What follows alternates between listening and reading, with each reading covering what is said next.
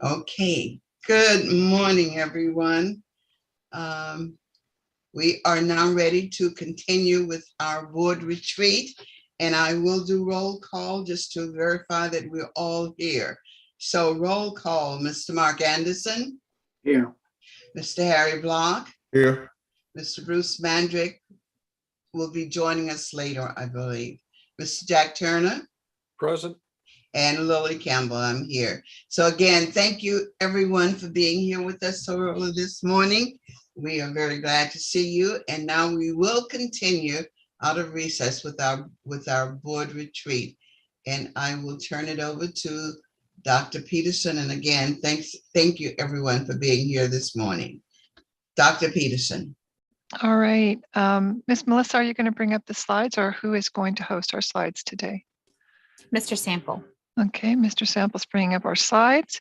We are on the second day of our two-day board retreat. Just feels like a 2-year sometimes. But definitely want to affirm the board again for their leadership and their willingness to take the time out of their lives to really be together with us in an alignment and a cohesive voice in our leadership of the GCC. One thing that I'd like to bring to our attention this morning before we get started, Madam President, was there was one public comment that was overlooked yesterday, as I understand it. And so Mr. Sample is going to read that public comment if I am correct. Correct. Good morning, everyone. This public comment comes from Alina Gudino, and her comment is as follows. Impatient for 2 years now, the state is no longer in a state of emergency, especially since California hosted the Super Bowl and had the at-risk population gathered together maskless. They were allowed to dismiss mandates, and so should our children. Their health is important too. Our children have the smallest risk of all populations, yet we continue to muzzle them. They have a great chance of dying from a car accident on the way to school than from COVID. Please stop taking the CDC's recommendation as law. A mandate is not a law. Our students need to breathe and be maskless. There are far more risks to their mental and social health from these mass mandates. Suicides in teens has skyrocketed, not to mention the gap of education that each of the students have experienced in the past 2 years. Stop complying with the tyrants and free our children from these masks that do more harm than good. Hear the parents, take us serious, and do whatever it takes for our kids. End of comment. Thank you. And again, as we said on yesterday, we will authorize the cabinet and the superintendent to look into the issues and then get back to us. So thank you for your concern in your letter. All right, I'm assuming that's the end of public comment for today. So we're going to go ahead into our agenda and just get us started. Welcome back to the second day of our retreat, both for those of us on Zoom who are part of the governance and leadership, but also for those that may be watching us on YouTube. Thank you for being with us today. Just a reminder that we are on Zoom, that we are practicing good governance, best practice governance, that we're keeping our microphones off unless we're speaking, that if we need to do something that might be disruptive, we're going to turn our cameras off. We will have a morning break, a lunch break, and an afternoon break. We are planning on leaving today, being done by 3:30 at the latest. We have a 3:30 hard deadline to end the day. And we're just going to ensure that we continue, as we always have in the GCC, to treat one another with respect and dignity. So more to follow. Many presenters today that we want to affirm and recognize and appreciate. Just a reminder, and we talked about this yesterday, but I just think each day I'm reminded that nearly 20 years into the GCC, we have done many hard things. And we continue each day to do really hard things. And oftentimes, as the quote says, it is the hard things and getting through the hard things that make us great. So reminding us that this is our motto for the year, that we're being curious, we're coming forward with courage and commitment, continuing our journey to be brave in the GCC and being GC strong as we come forward, hopefully out of a pandemic into an endemic and into more positive times in terms of the noted restrictions that have challenged our ability to serve our students. We continue as a board to be reminded that we lead with heart. This is our leaders on our sites lead with heart, and that we have a vision, which vision without action is a dream. Action without vision is passing time, but action with a vision is making a difference, a positive difference. And that's what the board is aligning with us to do today. The goals of the retreat, again, we're always working on best practice governance, moving forward on our vision, mission, goals, and direction for this year and beyond, keeping our core commitments and talking about what's important, setting strategic direction and having agreement, working on continuing to grow our relationships and connections, and also enjoying ourselves on the journey. So like yesterday, we're trying to model the way for our Capturing Kids' Hearts work, some of our core principles, including celebrating good things and keeping you connected to the good things that are happening on our sites. Jason Sample, do you want to take the good things for us? All right, good morning. So a couple of good things that we would like to share, again, starting off our day, much like we do all of our meetings and at each of our school sites, with a couple of good things. So we're going to try to share a video with you from one of our schools, Community Outreach Academy Middle School. There we go. Hmm.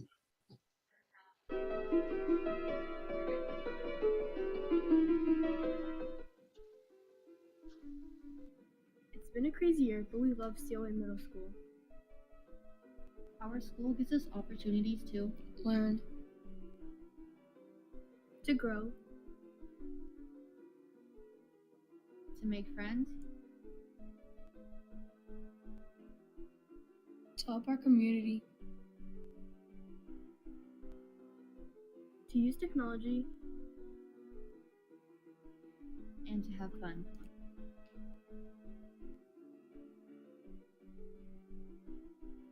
We know that without your support, none of this would have been possible. so thank you. We appreciate you. Oh, great. So we just want to say,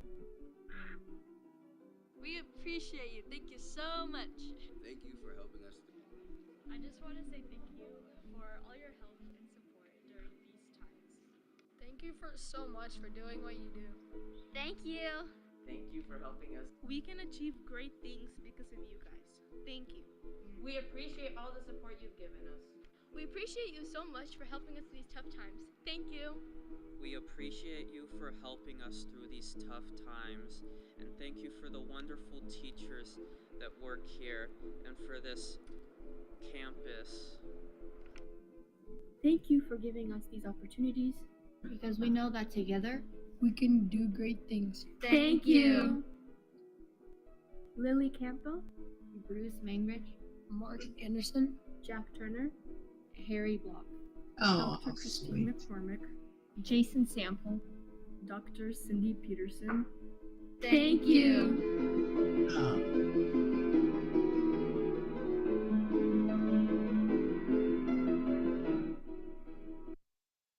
Hmm.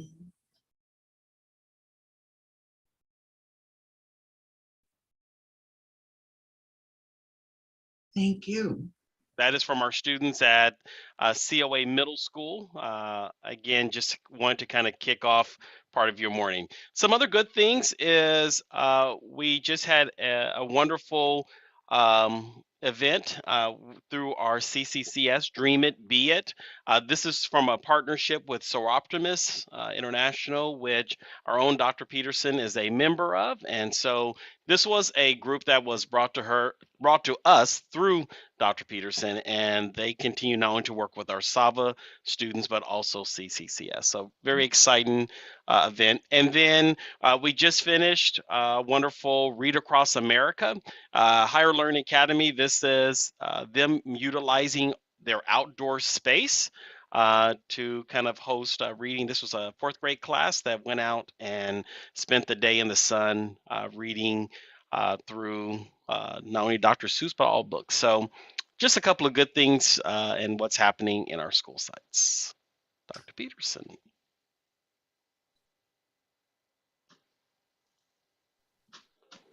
Okay, thank you so much. We really appreciate our sites and the great work that they're doing.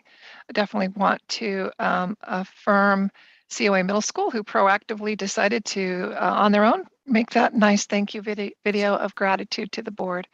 And definitely we will be sure that we let the site know how much you appreciate it being affirmed as well. So we are on day 2. We have a number of things to do today. That's why it's a full day. We are going to go over COVID impacts and concerns and talk about legislative and legal updates. We have a revisit to our reserve guidelines that were set by the board and our progress towards meeting our goals in that sense. We have a facilities update.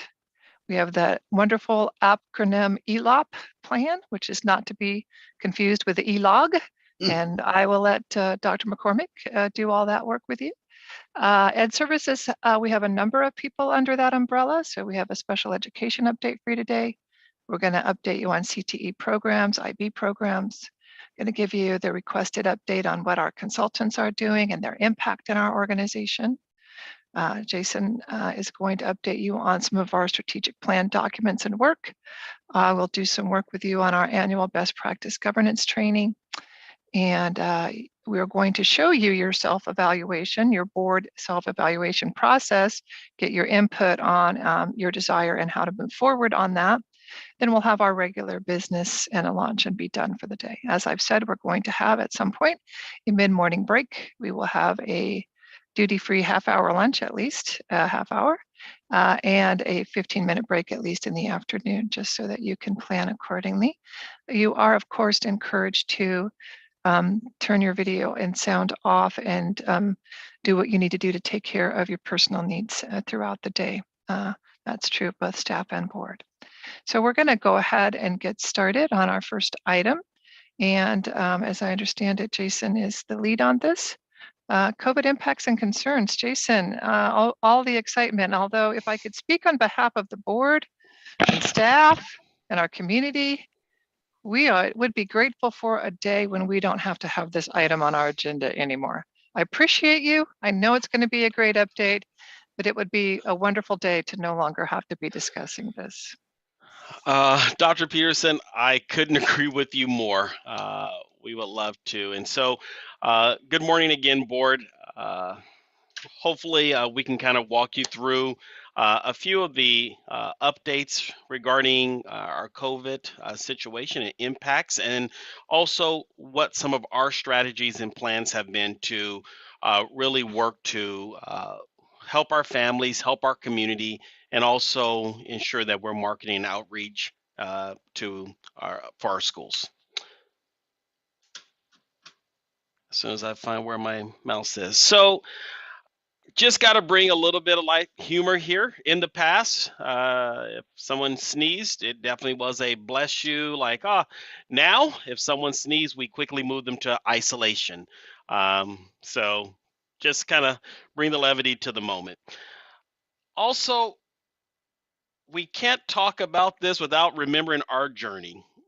So on March the 12th of 2020, we were all sitting there nicely in the boardroom. 2 days later, we were on Zoom and cabinet was sitting around the round table for what we quickly coined the situation room. And then we find ourselves still in the squares and the boxes. Our world has changed, life has changed, and there is a new normal. And we're going to talk a little bit about that. Spring of 2021, we returned our schools back to in-person learning. That was a very exciting time for us. When we were at last year's board retreat, we were talking about, Dr. McCormick and myself were sharing with you all of the strategies that we were getting ready to put in place to return our students back. We were sharing that Gateway International School had been back starting in November and the things that we had learned. And we shared with you about something called the Hub, which is the place where the state had us put all of our information in. So all that to say, we've been on a journey. We've come to this place and this point, and so we want to kind of let you know where we're going forward from here. So masking in California, there have been some more recent changes. February the 15th, the governor's statewide mask mandate sunset. However, he was very clear in his comments to say that the February the 15th date did not impact K-12 education, and that on February the 28th, there would be an announcement. And so we move forward to February the 28th. The governor announced that there would be new state guidance around masking and K-12 education, and that regardless of vaccination status, masking was going to sunset as of, and we call this March 11th at 11:59 p.m. I will tell you, our county public health as well as state officials have said don't have a mass burning party, in the fact that as COVID goes and as we ebb and flow through the pandemic, there may come a time when it's necessary to bring masking back. But at this time, as of March the 11th at 11:59 p.m., the mask mandate for K-12 schools sunset. Sacramento and Yolo counties both have communicated to all the education and schools that they intend to, and have in some cases, Sacramento that is, already aligned their public health orders in alignment with the CDPH guidelines for no masking. What does that mean for GCC schools? Starting pretty much March the 12th, our students will be able to come to school, attend school without wearing a mask. We, of course, are continuing to provide mass PPE to our staff, as well as our students who choose to continue to wear those and continue to have those. We will make sure that those are available for them. But if a student chooses not to wear, they are able to do that. So what does this mean for our staff? Because early on in the governor's comments, there was some things about students, not staff. Well, this week, Cal OSHA has come into alignment, and the governor has issued emergency temporary standards, which means it would also apply to staff, regardless of vaccination status. Staff would also not be required to wear a mask indoors. And so we are planning to communicate both these items to our parents and our community, that effective March 11th, at 11:59 p.m., masking would sunset, but yet we're still encouraging those who choose to. So one of the things that I want to just spend a few minutes talking to you about is, with the impact of COVID, what have we done around marketing and outreach to really try to gain new students, retain our current students. One of the things that we did at the very beginning of kind of this pandemic is we hired a bilingual community engagement specialist in Spanish, just really to be very intentional about reaching out to the Spanish community, not only in West Sacramento, but also in West Sacramento, but also here in Sacramento. At this point, all of our marketing materials have been translated to Spanish.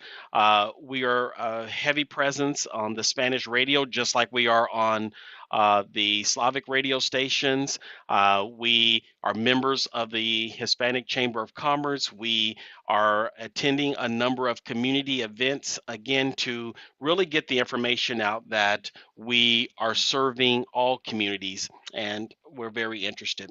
We've updated all of our marketing materials. You'll see kind of what we call the fresh look flyers and things have changed a little bit. They used to be very text rich, a lot of words. Now it's less words, more pictures.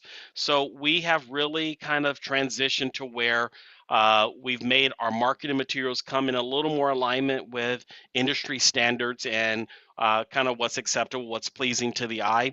Some of our schools have done electronic billboards throughout the city. We have wrapped the light rail trains and city buses.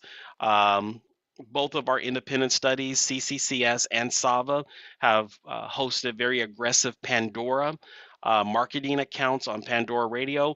A few months ago, I was sitting in the dentist's office and they were cleaning my teeth and they had Pandora on. And all of a sudden I heard, if you want, go to Saba. And I was like, hey, I know that school. Some months back, Dr. Peterson was driving down, I believe it was Highway 50, and she saw on an electronic billboard. I'm glad she did not take a picture of it, but she saw one of our schools right there on the billboard. So we're being very aggressive in our marketing outreach. We worked with a marketing company around how to do some digital marketing where we're able to kind of geocache our population and if a person goes and searches elementary school, we actually will pop up in their Google searches in the future. So again, getting very sophisticated with some of our work. We continue to do a lot of direct marketing to our immigrant populations, not only newcomers in terms of the Slavic population, but also our Afghan community, and beginning to look at. So we have a number of our flyers that are now beginning to be translated into Farsi and Pashto. You'll see that at the lower kind of corner of the slide deck that you have there. Again, trying to reach our Afghan community. Earlier this year, we hosted a community town hall forum, our community engagement team, around reaching out directly to the Afghan community, answering their questions, and some of them have already begun to enroll into our schools. So we'll continue to do that. Finally, we are working with our schools to highlight our alum, to say, again, this is where our students go. So you'll see here a student, she's a Sac State student. I'm a COA student. So again, connecting our alum with higher education and where they're going to begin to kind of tell our story a little bit better. So the pandemic also caused us to really be very intentional about looking at our social and emotional health of our, not only our students, but also our staff. And so we have worked to do a few things, from integrating our lessons with CKH and care to education across all of our schools, our care teams, additional school psychologists, school social workers. Last year, we did a very extensive survey with Hanover Research. Again, a great partner, not only on the equity side, but we did a SEL survey to look at the needs of our students and our families and our staff. And then we've been very intentional about working through those needs, because we realize that COVID has had an impact on the social and emotional needs of our students. So vaccination, we continue to really work to educate our community. And I know sometimes Dr. McCormick and I give you some quick information on this, but I want to share with you a little more detail that we, in addition to the vaccine clinics that we're doing, we're also working with UC Davis and a few doctors in the Slavic community to really educate our Slavic population, as well as all of our families, on the importance of vaccines. And so we hosted with UC Davis Health a vaccine forum at Community Outreach Academy, where we had a number of families attend virtually to learn more about the vaccine and its effects. And we will continue that work. Supervisor Rich Desmond has been very instrumental in helping us to bring vaccine clinics. So we have had multiple clinics at COA. We've had a clinic at Rancho Del Paso. We've had a clinic at Epic, and we will continue to provide clinics to our community and to our staff. At this point, currently, about 61% of GCC staff are fully vaccinated. And again, we will continue to educate and provide information to our staff and families. Moving to kind of look at one of the strategies that we started this year to serve those families who were interested in distance learning was the GCC Virtual Academy. And so I just want to give you just a little bit of a update on the academy, where it's going and what's happening. So we opened in August this year, had 59 students. And then as of March the 7th, we had 170 students. So we are definitely seeing growth in the virtual academy. Of those students, 45 are K through 5, 62 are 6th through 8th graders, and 63 are the 9th through 12th graders. The learning model within the virtual academy varies by kind of age group, and I just want to affirm Maury Elliott and Tara Jones for their work to really work to get this option for our families up and running, and it's something that's serving our families well. So the question becomes, where are these kids coming from? Are they coming from other GCC schools? Are they coming from the outside? So COA Middle School, we received about 23 students there. SAVA 18, GIS 12, HLA 9, CCCS 21, COA Elementary 13, EPIC 9, and Futures 8. I like to really look at those numbers as those are numbers we retained. Those students otherwise would have looked for options elsewhere, but we were able to retain them within a GCC program. And then we were able to gain 57 new students within the virtual academy who have never been in a GCC program. So again, we feel that the virtual academy continues to serve the needs of our families and our students. With that being said, I will entertain any questions that you may have.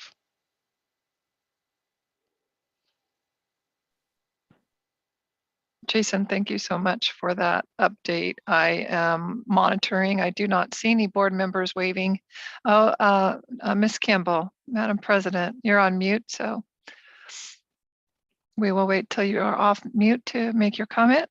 I want to note, by the way, that Mr. Bruce Mandrick has arrived and is attending, so we will make note of that. Welcome, Bruce. Thank you for making the commitment today. I had one question on the number of staff members who've been vaccinated, 61%. Do we have a good handle on why that number is not higher from staff members? Can anyone talk to that? You know, at this point, vaccinations within the state of California, they are a personal choice. And Yeah. I think you just have some who are basically they're assessing that for themselves. The governor's mandate for employees now is either vaccinate or test weekly. And so even though we have 61% that's vaccinated, everyone is either vaccinated or testing. And so I would say that predominantly it is just a personal choice, and we'll continue to offer the vaccine clinics and provide education. But they are the one issue you said they do have to test weekly, those who are not vaccinated. That is correct. Okay, thank you. Yes, without that, they cannot stay in paid employment status. So, okay. And we will, as I'm sure that Jason alluded to, we will continue to watch that for any changes. There are a number of proposals out there, but right now that's our working world. So and I don't. On the 12th, we will see no mask mandates, and for both staff and students. That's what we heard. Yeah, and underscoring what Jason said, we have people who are very happy to know that the masks are going away. Mm-hmm. We have others who have health concerns around, is it safe to not be masked? So as we've alluded to, we will have the option to not be masked. We will not be requiring masking, but everyone has a choice to continue to mask should they choose to. Okay. Okay. Any other comments from any of the board members? Seeing none. Okay, thank you. Thank you, Jason. All right, so that was our COVID impacts and concerns. So I think we're moving into our legislative and legal update, which is also Mr. Samples. So. All right, I'll keep going. All right, so Want to go and share a little bit about our legislative and legal update. I'm going to take a big chunk of this, and then Dr. McCormick's also going to share a little part of this with me. So let's jump in. So let's talk about what's happening. As we all know, last night the governor gave his annual State of the State address where he talked about a number of items from homelessness to mental health to really what I would like to say is kind of his way of saying this is what we've accomplished. So he talked a lot about in terms of the fundings that have gone to K-12 education, record funding or record spending, excuse me, in terms of the work that we're doing, more things such as more money for after-school programs. All of these things, the governor has kind of touted and said, this is what we've done. He also shared some information just around the jobs market in California and that California continues to grow in their jobs. And I can tell you, if you look at our ed join, we are probably part of that growth to say we have jobs, come. And so we will continue just to kind of listen to what the governor says and as he kind of puts out more information. I will let you know there were no mandates or no big legislative changes that he announced during his State of the State address, but it really was more of the state of California is strong. So, want to talk a little bit about what's under the dome right now and what's happening in our legislative world. I like to call it shifting winds. So, welcome back to categoricals. If you remember, and I think Dr. Peterson shared a little bit of this yesterday, under Governor Jerry Brown, it was local control. You know, we don't need all of these. And a new administration has came in, and we now have numerous plans and things. And some of those plans you're going to hear about today. Yesterday, you heard about a number of the special funds that Omira shared. And so all of these things have kind of put education back to a place to where we're moving quickly to categorical. So shifting winds are happening. Just want to remind you kind of a little bit of the budget process. So here's kind of a quick, and you can't quite see the graphic all the way, but the governor makes his huge kind of announcement in January of what's happening. Legislators come back shortly after that, and they begin to introduce bills that start making their way through the committees. Once a bill, if it's born or if this origin is in the assembly, it goes to the assembly committee structure, and then it moves over to the second house, which is the Senate. If the Senate makes any major changes, it comes back to the assembly to either ratify or agree with those changes or deny them. And so we are in that space now where bills have been introduced. They're beginning to go through their committee system. We've even started some committee hearings where we're testifying either in support or in opposition of certain bills. And so we have a long journey to get to January the 15th. And so it feels like it's forever in a budget cycle, but it will be here fairly quick. So here's some highlights. The draft trailer bill has been released. I will tell you, it is a small 103 pages. So it's a great document. And this is the entire bill, not just the education section. So it's a great document to read when you are looking for something to do. Our community engagement team, primarily Sergey Terekov, our director of community, our director of school, parent, and governmental relations, and myself have been called on recently to do some testimony in terms of especially around the ADA hold harmless bills. And so we will continue to offer our voice in those moments. We continue to meet and discuss with our local elected officials things that are our priorities as a GCC. So not only are we carrying the priorities of our greater state, but also what are the GCC priorities and what are our needs? And so we continue to share those with our elected officials. Advocacy and outreach, again, is something that We will call upon our parents and our staff when needed. This legislative cycle, we have not seen any bills that have kind of created that moment. A few years ago, as you may remember, when the first bevy of charter school bills, the 1505, 1507, we did call on our community, our parents, to go, and we did offer testimony at some of those legislative hearings. So, at this point, as we move through, we do anticipate at some point the governor will give a major update to his kind of bill projections after the tax rolls in May. And then I like to always say that the budget you see in January and when he starts is not necessarily the budget that you'll get in the end because, well, the legislator has a lot. So final adoption will happen by the 15th, and then the governor will sign that by June 30th. If not, then the legislator, they don't get paid. So since that provision of law has happened, the legislator has managed to pass our bill every year on time. I'll leave that right there. So I want to talk a little bit about what's called the Triplet Bills. Very familiar with triplets, just because, well, I know him. The ADA Hold Harmless bill. So there's 3 bills that are going through the legislator right now at the same time. Each bill has different kind of ramifications for charter schools. So let's take the first one, SB 579, which was introduced by Senator Allen. In his original bill, he did not include charter schools.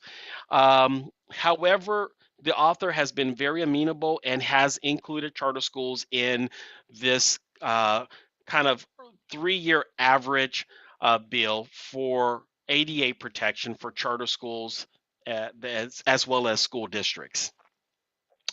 AB 833, the Portantino bill, is one that does not include charter schools. It gives school districts the kind of 3-year hold harmless and protection. This bill is being introduced or supported by CSEA, CTA, and they have, as we call it, their SOPs, their standing operating procedures, is kind of found in some of the language of this bill. So we know that the Portantino bill is very there. Portantino has said that he is willing to put a line in his bill that says that charter schools will be consulted, talked with, a little bit of the similar language that the governor has used in some of his language, that we will be talking to charter schools. However, Allen definitely included. AB 1607, Muratasuchi. Yes, we had to do a pronunciation Google of his name. This bill would fund all LEAs, including charters, in this kind of hold harmless period. His bill is currently in the Assembly Budget Committee, and Allen's bill is in the Senate Budget Committee. At some point, the way legislation works, one of those bills, because they're very similar, will either continue and the other one will die. And so we'll end up going from triplet bills to probably twin bills. And then as the legislator kind of decides what happens, it could end up being one of those bills. So just to let you know, we have no indication right now which bill is being weighed towards or which one our legislator is looking at. They are considering all 3, and we will continue to monitor and update the board as we go through this bill cycle on these 3. Some other COVID-specific legislation that's kind of happened is SB 114. It was a budget bill. It looks to expand the COVID-19 supplemental paid sick leave.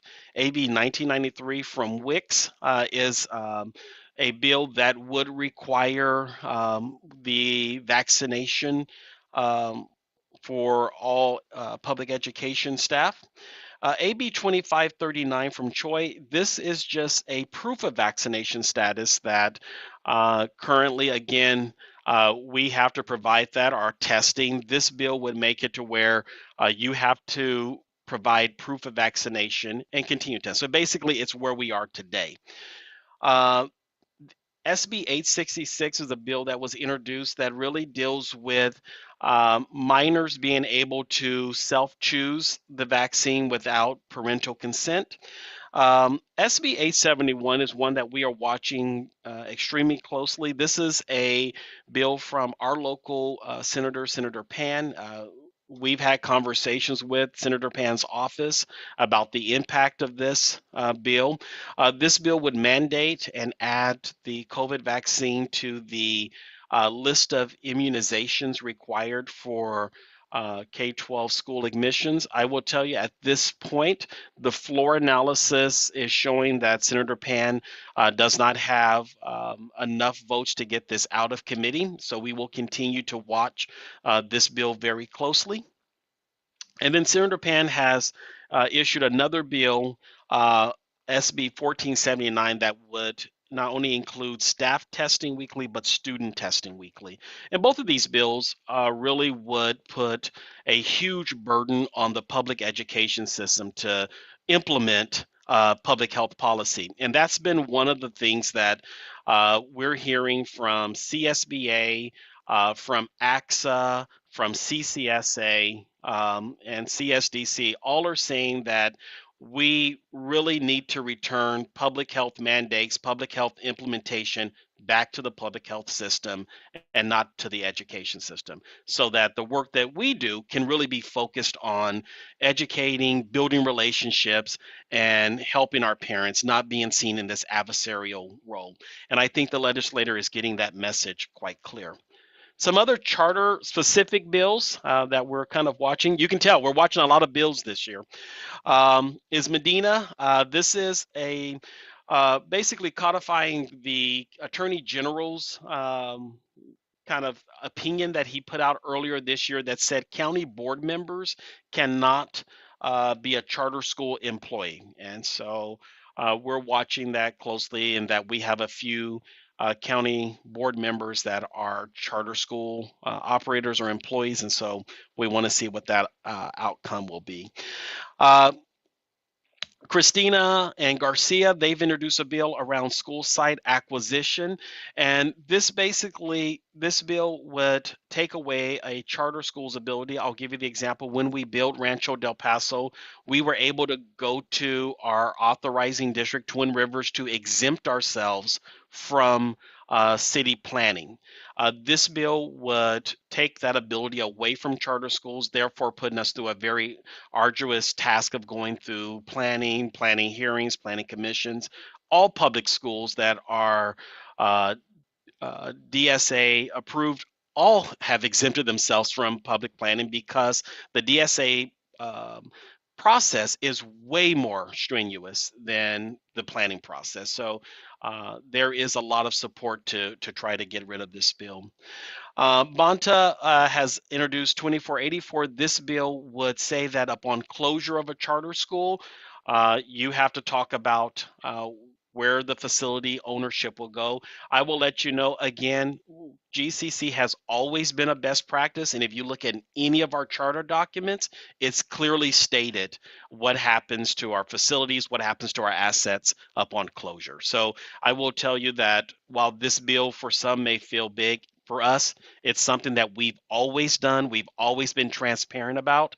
And again, it speaks to kind of our best practices and our high quality as an organization. And so that's something to be very proud of. And then another one that again speaks to something that we have always done, and that is participation in CalSTRS and CalPERS.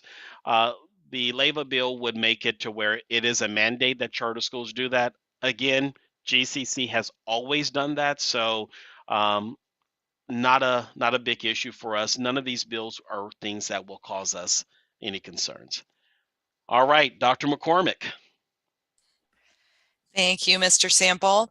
So several things around teacher credentialing that we're following up on. We do have new computer science framework and standards. So there's some bills around that.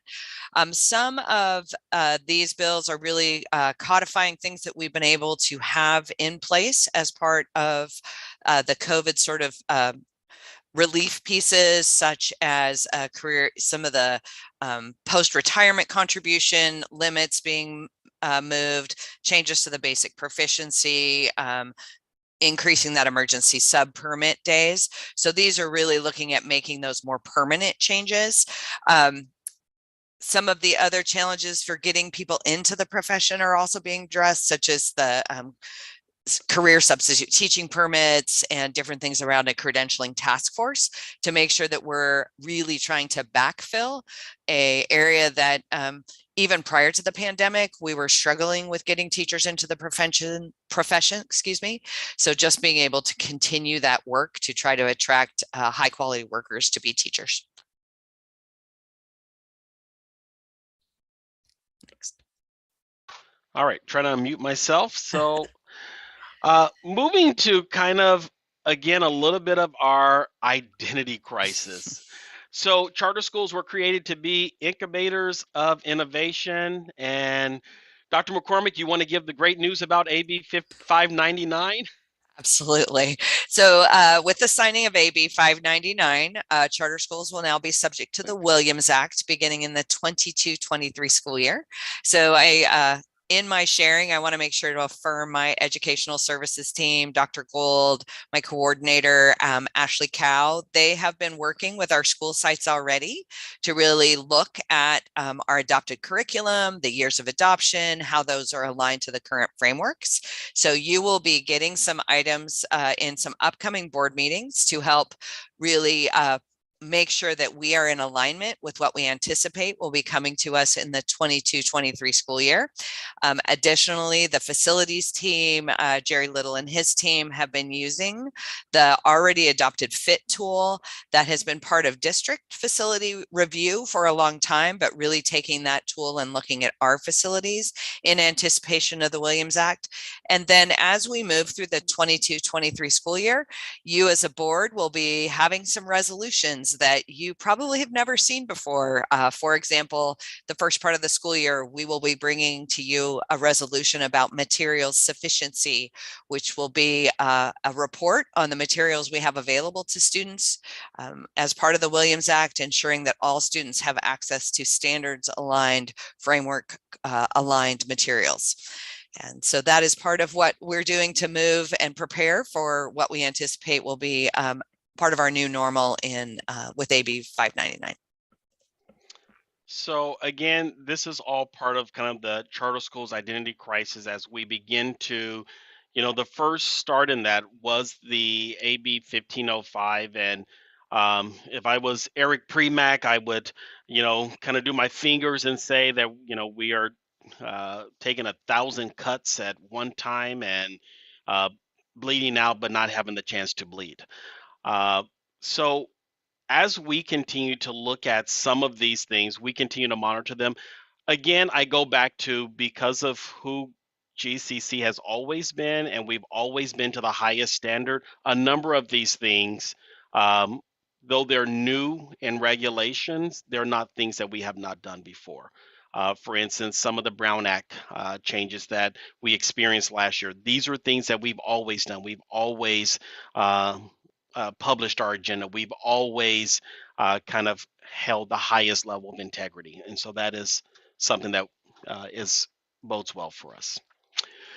So a few other little legislative updates just to bring it into the local world.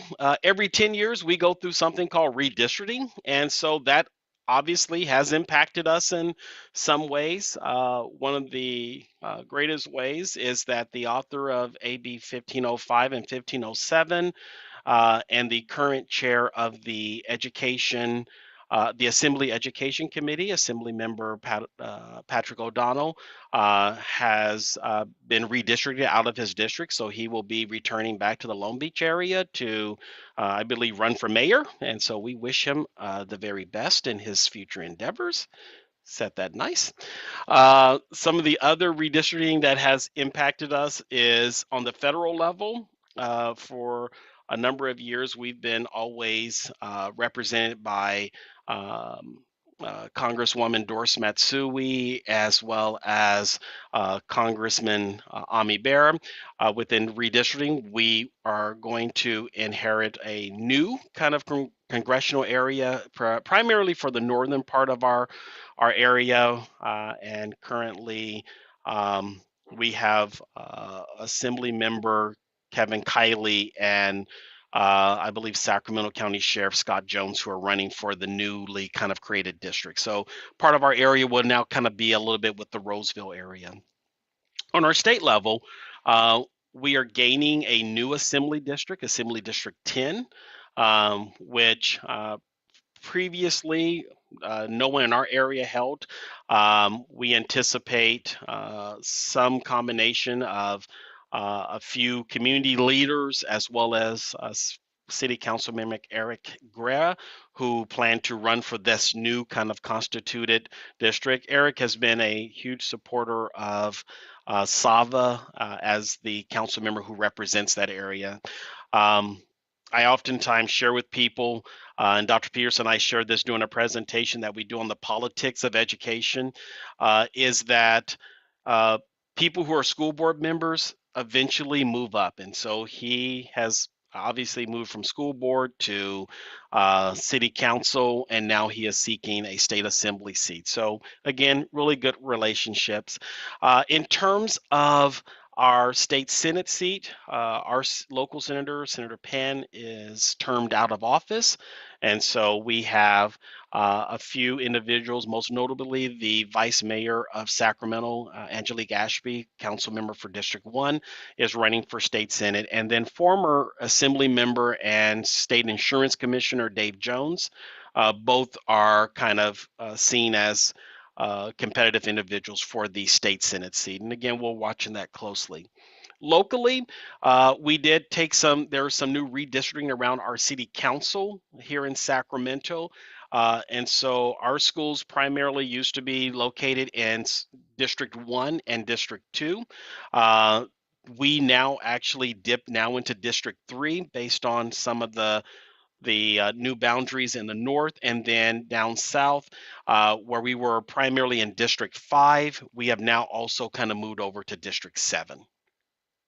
School districts also took some changes in their redistricting, and so we do have some new trustee areas in Twin Rivers. San Juan District, who previously was not divided by trustee areas, has now moved to district elections, so they have trustee areas instead of at large. And so we'll continue to watch that as we have some changes.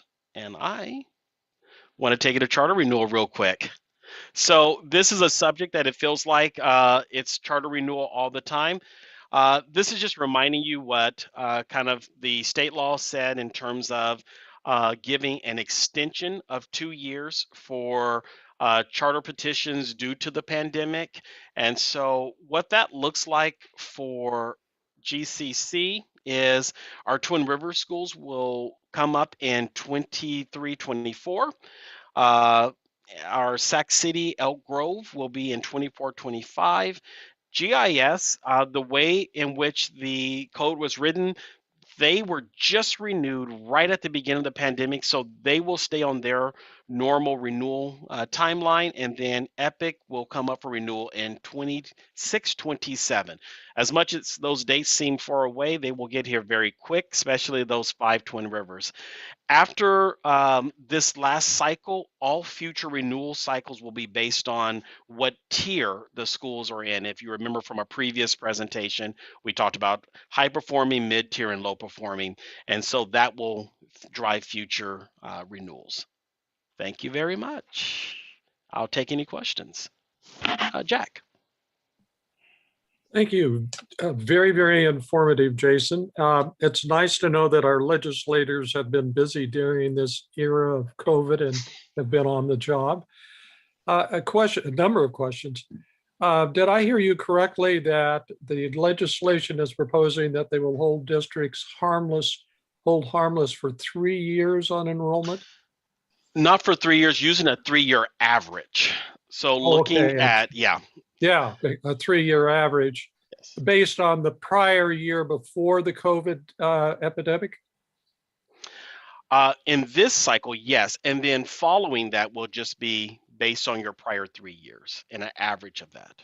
No, that includes charter schools or does not include charter schools? So one of the bills does include charter schools, the other one does not. Both of them have the same kind of mechanism of the 3-year average, but one doesn't. And the Portino bill doesn't, the Allen bill does. And the issue of growth then. So we are now in a period where we will be funded for any growth that we have. Yes, we would. It's going to be interesting. Some of the districts will be major winners out of this process, and some of them will truly be losers out of this process. For some of those districts, it will be a backdoor way for class reduction. Obviously, if they're not reducing staff to meet, the enrollment numbers they have. So it's a real interesting, budget problem for the state of California. Really informative, Jason. Really thorough insight into what's going on, and certainly hope that the legislation that you proposed, that you brought up about charter schools being included in the legislation is the one that's adopted. Thanks. Thank you. And go ahead, Ms. Lowe. The Williams Act, AB 599. Would you describe that just a little bit more? Because we've been under Williams Act for some time in other districts in the public school system. How does this really affect the charter schools? If I could give the overarching, and then if there needs more, Dr. McCormick. The Williams Act is about adequacy and sufficiency of materials and whether or not they are aligned to state adopted standards and frameworks. And it's the same for facilities. If there is adequate, safe and health facilities. I mean, that's a very down to the nitty gritty. We have not been held to those same requirements. It was not a part of the original Williams Act. So yes, this is a new addition. To be honest, it feels more like it's a whole lot of forms and a whole lot more of, having to prove and show things. It is, the bureaucracy. It's a bureaucracy tool to say, are you doing the right things by kids, which I feel like we always have done. As Jason alluded to before, we've always gone above and beyond to do best practice. I want to be sure, Dr. McCormick, other than what I said, is there any key components of it I missed? Probably the other element is parents can now use the uniform complaint process to move forward with what would fall under the Williams Act provisions. And that's the same as has been, but now they're just proposing to bring it to the charter schools. Correct. And it's actually been signed in his education code. So it will be coming to us next year. Yes. Not a proposal, for sure thing. It's for sure. Okay, yeah. Okay, it has been. All right. Well, it's kind of what Jason referred to. It's one of the deaths of many cuts for charter schools. And we've, because we've had the great benefit of being alive 20 years in the charter school movement, we've experienced all those cuts. So back from, the full mega waiver where none of this applied to us to where each and every time, we open our emails, there's a new thing being applied to us. This is just one of them. Yeah. And again, I want to thank Jason for all of the work, both you and Dr. McCormick, but bringing such a report of what's really happening in the legislative arena. Thank you very, very, very much. Okay. Yeah, and we're going to move to the next thing. We're going to do one more short presentation on reserve guidelines, and then we will take our first morning break. I will say that one of the things we've always said, those of us that have been in the charter movement since the beginning of time, is that, give us a level playing field. We said we wanted a level playing field as charters with the district. In other words, why can't we have facilities? Why can't we have transportation? Why can't we have a level playing field? And we were told in the charter school movement, you gave that away for the flexibility. Okay, so we didn't get money because we got flexibility. Well, now all of our flexibilities are being legislated away, but there are still very, very many things that we don't have equal access to monetarily. But this is coming from the district voice of districts were saying, we want a level playing field with the with the charters, what we always hoped is that when the districts were asking for a level playing field, that meant they were going to get more flexibility too. We didn't think that it meant that they were going to shove us all in this very highly bureaucratic box. So now we're just following all the same things that the district schools wish they were not following. So it's like you just basically shared your pain. You didn't get yourself anything in that, but there's my soapbox for the moment. All right, we're going to transition to Ms. O'Meara, who's going to remind us of the work we've done historically and where we are currently on reserve guidelines. Ms. O'Meara. Good morning, board president and board trustees, superintendent, cabinet colleagues. I'm going to talk to you about, oh, something's happening. Just a second. Snooze this. It's trying to restart my computer. It says 10 minutes, so I don't think I'll take 10. Okay. Hopefully it doesn't restart on us. If it does, it's something that's happening in the background. Okay. So reserve guidelines. So Erin brought the reserve guidelines to you guys in 2019. So we'll kind of go over those and we will go over the new recommendations. So just a quick reference on what reserves are. It's a portion of the net asset balance, also known as the fund balance. And it's designated to stabilize a nonprofit's finances for unexpected cash flow shortages, expenses, or losses. And this is a quote that Aaron had in his previous presentation that I think is a really good quote. It says, reserves should not be used to make up for income shortfalls unless the organization has a plan to replace the income or reduce expenses in the near term future. In short, reserves should not be used to solve timing problems, not deficit problems from propelled nonprofits. So it's not for structural deficits, right? So we talked about some of the sites that had structural deficits. Reserves should not be for that, but we'll talk about what reserves are for.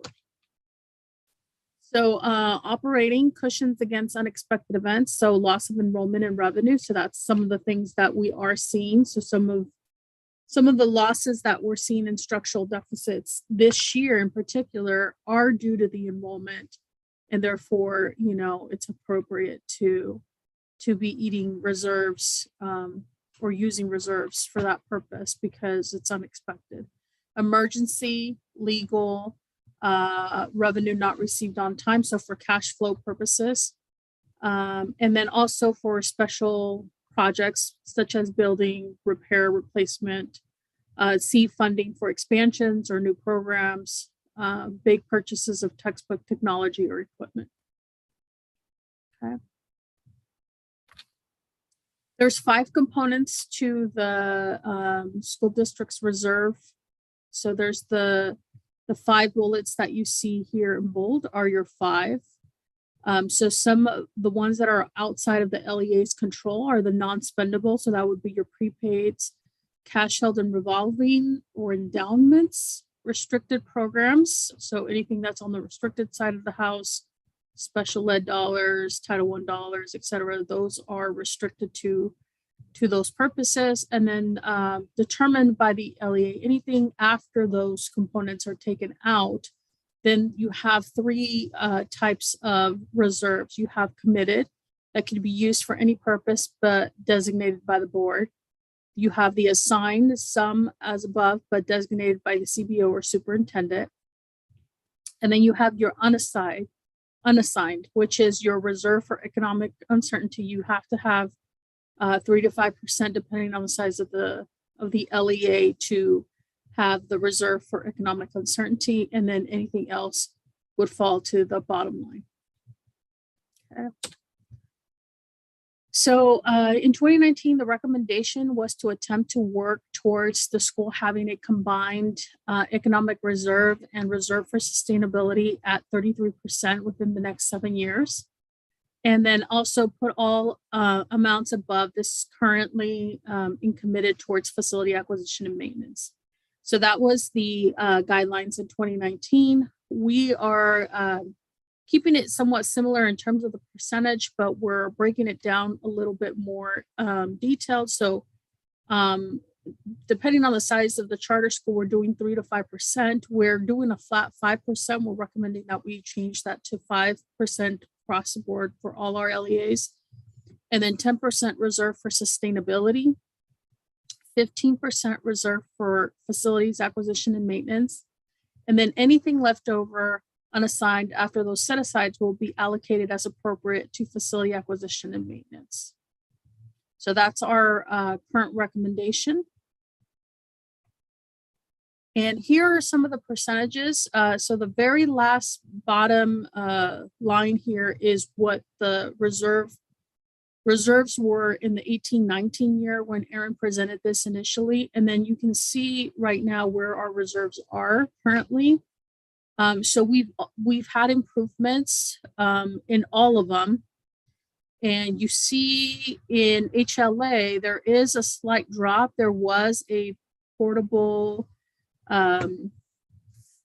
project going on, a modular project going on a couple years back. So that's why this was used a little bit, but it's still pretty flat. That's gone up, and in total, we've gone up in all our categories. So this is currently how it was at first interim. We will be changing this, so you will see the non-spendable and restricted, like we said, those are out of our control, but the committed will be, or we want it to be, minimum 15% for the facilities and acquisitions. And then in the assigned, we would have the sustainability of at least 10% here, and then reserve for economic uncertainty, at least the 5%. That would be mandated. So we want to kind of align those where it's across the board for all our LEAs.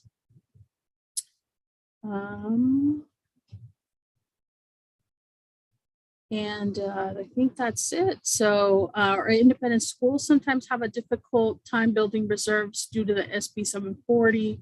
When we do have a non-classroom based funding determination year, they really look at making sure we spend all our revenue in a given year when we are under this review. So sometimes that makes it difficult, but we are bleeding out the reserves for Sava Sac City. We're leaving about 5%, but the facility commitments right now is taking up a lot of the committed components. And I think that's it. Hopefully my computer, I have 3 minutes before it restarts on its own. I can't change it. So if it restarts and we need to look at slides, Jason or Miss Melissa will show us the slide. Perfect. But otherwise, So, yeah, Jack Turner has a question. yes. I really appreciate, I think this is the first time I've seen separately broken out the reserves for each one of our charters. And that is really, it makes it stand out. It is also evident, as you just alluded to, the difference in Sava on Sava Twin Rivers and the need to transfer some of the reserves to, following the student population, transfer it to the other Sava sites. Mm-hmm. Again, it just one of the reasons I think we've been really successful and comfortable in facilities acquisition and growth is that we do have the reserves to fall back on. And I think this is a very positive thing for the organization. Thank you, Jack. Thank you. Other board members with comments? Just kind of. Job well done. As Jack stated, having to see this is good to see. So appreciate the work that is taken to make this visible for us to see. Thank you. I do want to say it is a show of strength for our organization in volatile times. We have always kept healthy reserves and becoming more transparent about that. But I will say also being transparent about that it is the right time and using the right process to adequately have those Sava Twin Rivers Monies follow the student base that move to the other schools. I think that's wonderful. The high percentage of reserves under futures we talked about yesterday. Yes. I will say with the Rancho del Paso campus, we were so blessed with the multi-million-dollar facility that we have there and all the work we've done. But there is some, it is already starting to need some maintenance, and that is another reason why with a very nice facility, both HLA and futures will need to spend some of those reserves to continue to maintain what is a wonderful asset. And so that's kind of built into this so that I just wanted to make that clear. All right, it is 9:45, and in our schedule, Mr. Sample, I believe we have a 15-minute break here. Am I correct, Mr. Sample? I don't have it in front of me. Yes, you're correct. We have a 15 All minute right, break. so we are going to turn off our videos and our microphones and be back together at 10 a.m. We will see you in 15.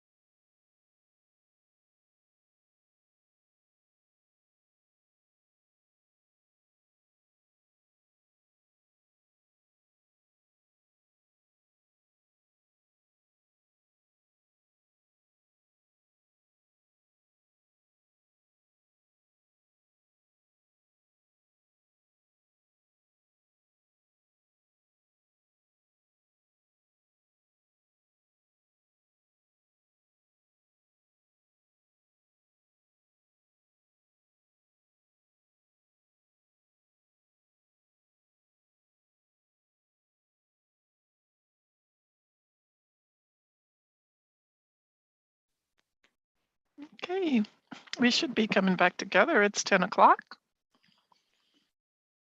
Hopefully you got a chance to stand up and stretch and move away from your computer. Maybe use the restroom, maybe get some caffeine. I know our CBO was just getting her computer restarted, so she's all good for the rest of the day now. Okay, why am I not back? Start video. Okay, we can hear you, Miss Lil. I unmuted myself. Now I'm ready. Okay, so we are going to go ahead and get started with the next chunk of our agenda. And at least we are, if I can find Jason Sample and Miss Melissa. What happened to our presentation there? Oh, now I've got a presentation. All right. I knew we were going to have something to look at besides our faces. So again, really grateful for the reserve guidelines presentation and for the board to see the great progress we're making towards our long-term stability. Definitely was confirming with Jason, we have been sharing that information annually with you. I think maybe just this is the first time in a couple years we've revisited your guidelines and how close we are to your guidelines, but we are in a good position to do the things we need to do to manage the volatile times we live in. So moving from reserve guidelines, one of the board's most interesting and interested in presentations is always the annual facilities update. So Jason, is this you and Jerry Little? There we go. That is correct. I was trying to find my mouse to find my microphone. All right. So good morning again, board. I'm here with our facilities and operations coordinator, Mr. Jerry Little, to just kind of give you an update on our facilities and some of the projects that we have and that we're working on across the GCC. So before I turn it over to Jerry and let him take it away, this year we continue to really work to look at best practice and the highest level of care and maintenance of our facilities. And so we have instituted quarterly facility walkthroughs that Jerry, myself do on each of our school campuses to be able to see on an ongoing manner what our facilities look like, what's going on, what's happening.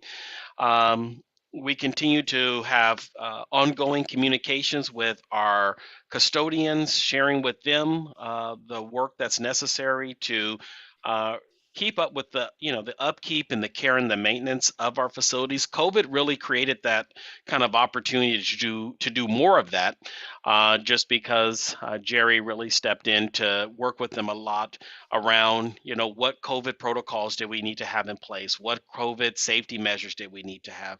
And so continuing that communication with them has been very ongoing.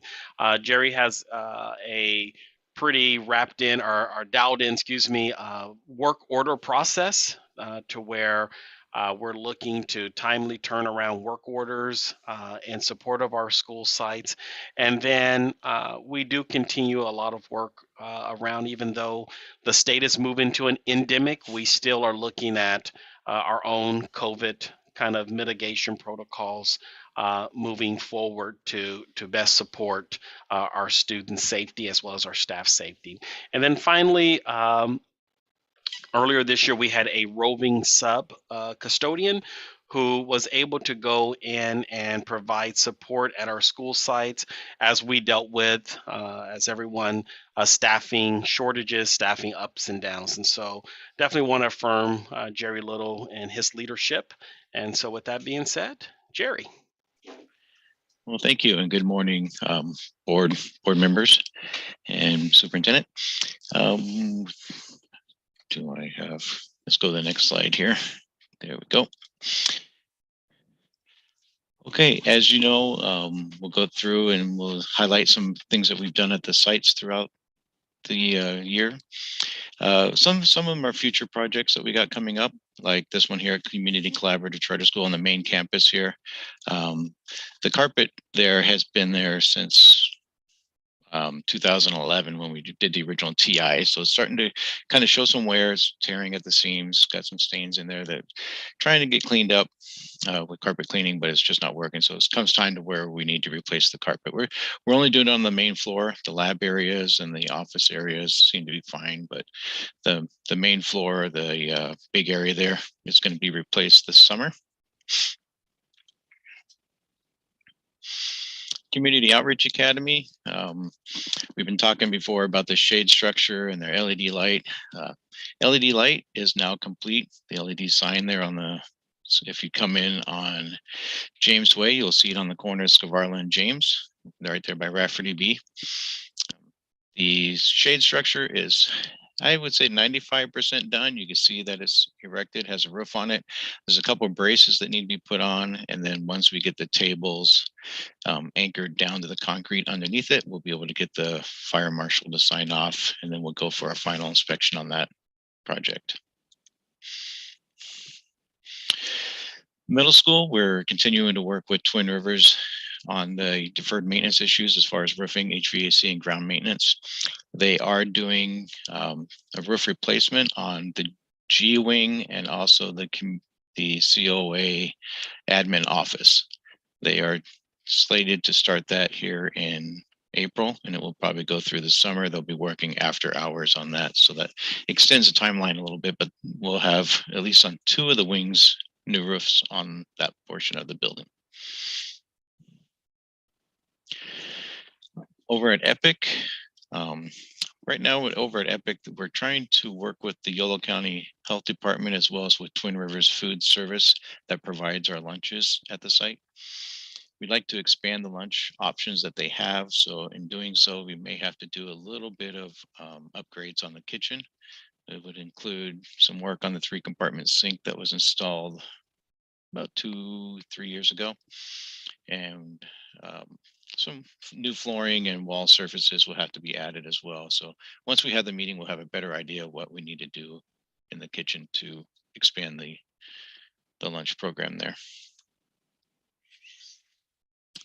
Gateway International School, GIS, that is a modernized campus.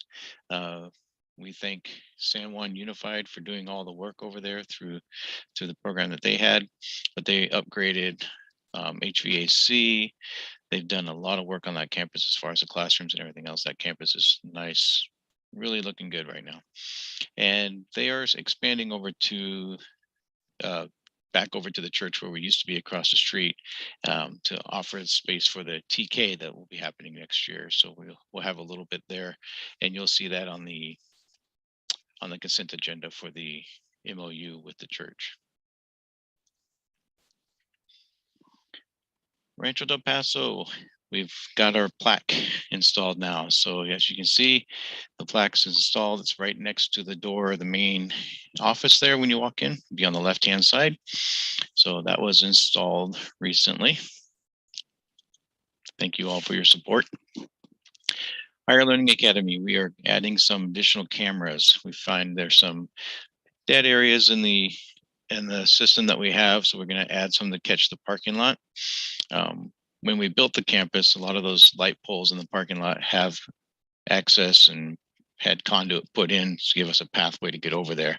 So there's a few of the camera poles, the light poles out there that will have cameras on them, and then we'll add a couple more on the building as well. Ongoing maintenance on the school, and we're going to be doing the space usage audit at the campus as well to determine we're using the best space, space we can. One of the other things on there that we need to do we didn't get on the slide, but it's on the portable units that were just put in the modulars. The upstairs units will be seeing a cost come through on that for adding a platform for the HVAC units access to the maintenance on the upstairs HVAC. Futures High School, again, they'll be getting cameras on their side of the parking lot too. We completed the upstairs corridor storefront doors, which will allow them to secure those classrooms upstairs and also prevent wind-driven rain from coming in and then all over the concrete in the hallway up there. And again, ongoing maintenance to take care of the school. And then again, we'll do a space usage audit on that school as well. Sava, we have the Elk Grove CT expansion is complete in the new building that we took over at 3147 Dwight. You'll see on the pictures there, the one on the far left is when you walk in the lobby. A nice little area there. The second picture is the wall to the right when you walk in. It's got a lot of their pictures that have been taken by students on that wall. Then you have the fashion design class in the fire tech out in the warehouse. They're continuing to configure the old 3141 Dwight, the original building, for some CT areas in there as well as they move things over to the new building. The Power In expansion, we finally started construction on it. We are still waiting for a permit to really get moving on it, but we're starting to do some things that we can do as far as the structural part. There is quite a bit of structural to do in the building. And I know yesterday some RFIs came back on that and to the structural engineer. But it looks like the structural has been signed off by the city now. We're just waiting on a couple of other things. And then hopefully we have a permit in hand in a couple of weeks and could really start moving on this project. The plan is still to hopefully have students in there for the start of the next school year. It's going to be a really tight timeline, so we'll have to see once we get moving where that falls. But once that building's done, it's going to be a nice place, a nice CTE setup for Sava. North Market, they're expanding at that site. They got growth with their enrollment, so they got a big warehouse in the back now, as you can kind of see that picture, and we're looking to divide that big area into 2 classrooms. The site currently is being sold, so I'm working with the old owner as well as trying to communicate with the new owner on installing that wall.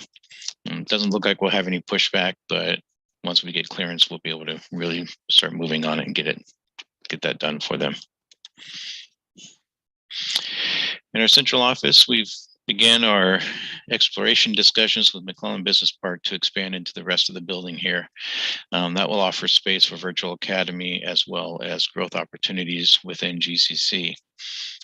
It's also going to help us move our offsite storage into this building as well, so we'll be able to house everything under the one roof.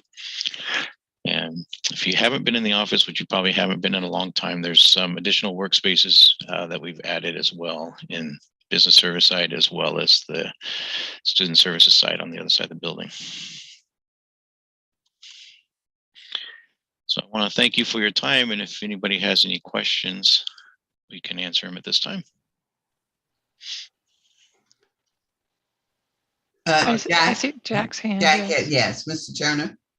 Yes, again, thank you for the information, and you're right, I haven't been in any of those sites in a long time. On the Sava Elk Grove, the owner of the building was to do $100,000 or so upgrades. What were those upgrades? Do you know? I think that was just applied towards the total amount of what we were doing. Am I correct, Jerry? Yes, that's correct. They're contributing to the TIs that we were going to have to do. Okay, so that was just part of the total package then. All right. Yeah, correct. And a question on the power on the Rancho Del Paso, and you may certainly not know this, but with the growth in the North Sacramento area and the Thomas area, is there any speculation on some organization coming in and building on the property next to the Rancho Del Paso? Yes. Yeah, we currently, I think Jason probably has a little bit more information on it, but there is some developer going through planning right now to install some residential in that space right now. Right across the big grass area. Yeah. And what were they going to put in there? I'm sorry. Single family homes. Oh, which is good. Yeah. So currently, Jack, there is a request through the City Planning Commission to build, I believe, 183 single-family homes and then 1 multifamily unit on that property. That is a very, very positive thing. It's a reason why we have to continue to upkeep and maintain that facility in its pleasant state, but it'll also be a reason that we're going to need at some point to begin having meetings about, and where else are we going to expand on this site? Yeah. So, yeah.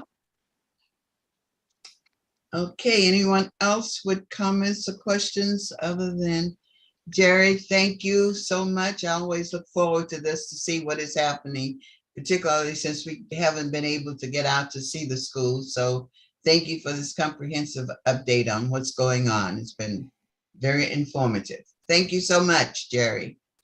Anyone else? And Madam President, we just wanted to bring this slide right back to the board to give you a few moments to kind of glance at it and look at it. And once again, from staff side, to just share our appreciation for your hard work and commitment to this project. And Dr. Peterson's, what was it, 15 years of blood, sweat, and tears to get applications in. So thank you all. Yes, someday we will. I keep saying that after someday down the road, I will be writing the stories. So the applications for how we arrived here, which is only one of the many stories of how we arrived at Rancho del Paso, was over 9 4-inch binders in a corner office in the current, I don't know if they were still calling it the GMTI, the Twin Rivers Police Building currently, which at the time was a GMTI building. When we applied for this, and I believe it was either 2000, I think it was the 2007-8 school year. But yeah, that was a long process from that moment till this, and really want to affirm the board for their stick-to-itiveness and grit to stay along with us during that process. So great to see something like this come to fruition. Yes. Yes. All right. Well, we're going to move right along. Thank you, Jerry. Thank you, Jason. Thank you. So we're moving from facilities to another acronym. And Dr. McCormick, I believe what we're doing is ELOP here. I will say, as she's getting ready to start ELOP and tell us all about our new acronyms, as we're looking at today's schedule, at this point, I believe we're going to have a fairly early lunch, just so you know, probably close to 11:15-ish. We'll take a 45-minute lunch, just so if you're thinking of planning around your needs. So that's how it's looking right now anyway. All right, Dr. McCormick, you're on. All right, make sure I'm unmuted. Had to find my mouse there for a minute. All right, so the time has finally come that I can explain what an ELOP is. And if you're on any of the Department of Education webinars about this, they do not like that we call it ELOP. So I need to be transparent. They started it, but I'll try to behave myself and call it the Expanded Learning Opportunities Plan, which is what they would prefer we call it. If you had an opportunity to hear the governor's State of the State yesterday, when he referenced his expansion beyond the school day in education, this is one of the plans and funding models that he was talking about. So I look forward to sharing with you this additional funding stream and what that support will be in our schools. So beginning, we need to sort of define what the intent of expanded learning is, and it is very broad in this context, meaning before school, after school, we can offer programs in the summer. We can also offer intersession-based programs. So during our holiday breaks, or even on those professional learning days that we have in place for staff. We should be focusing in this time not only on academic, but social, emotional, and physical needs of pupils, as well as hands-on engaging learning experiences. And how they are proposing we do that is making sure that we are focusing on pupil-centered, results-driven complements to our learning day activities during the regular school day, but also making sure that we're broadening our scope to include community partners, other vendors in the area, so that this burden is not completely on the school site to develop these processes, but be able to provide a broad range of opportunities for students outside of the academic school day. And in its full implementation, we will offer it to all unduplicated pupils that are enrolled in our classroom-based instructional programs.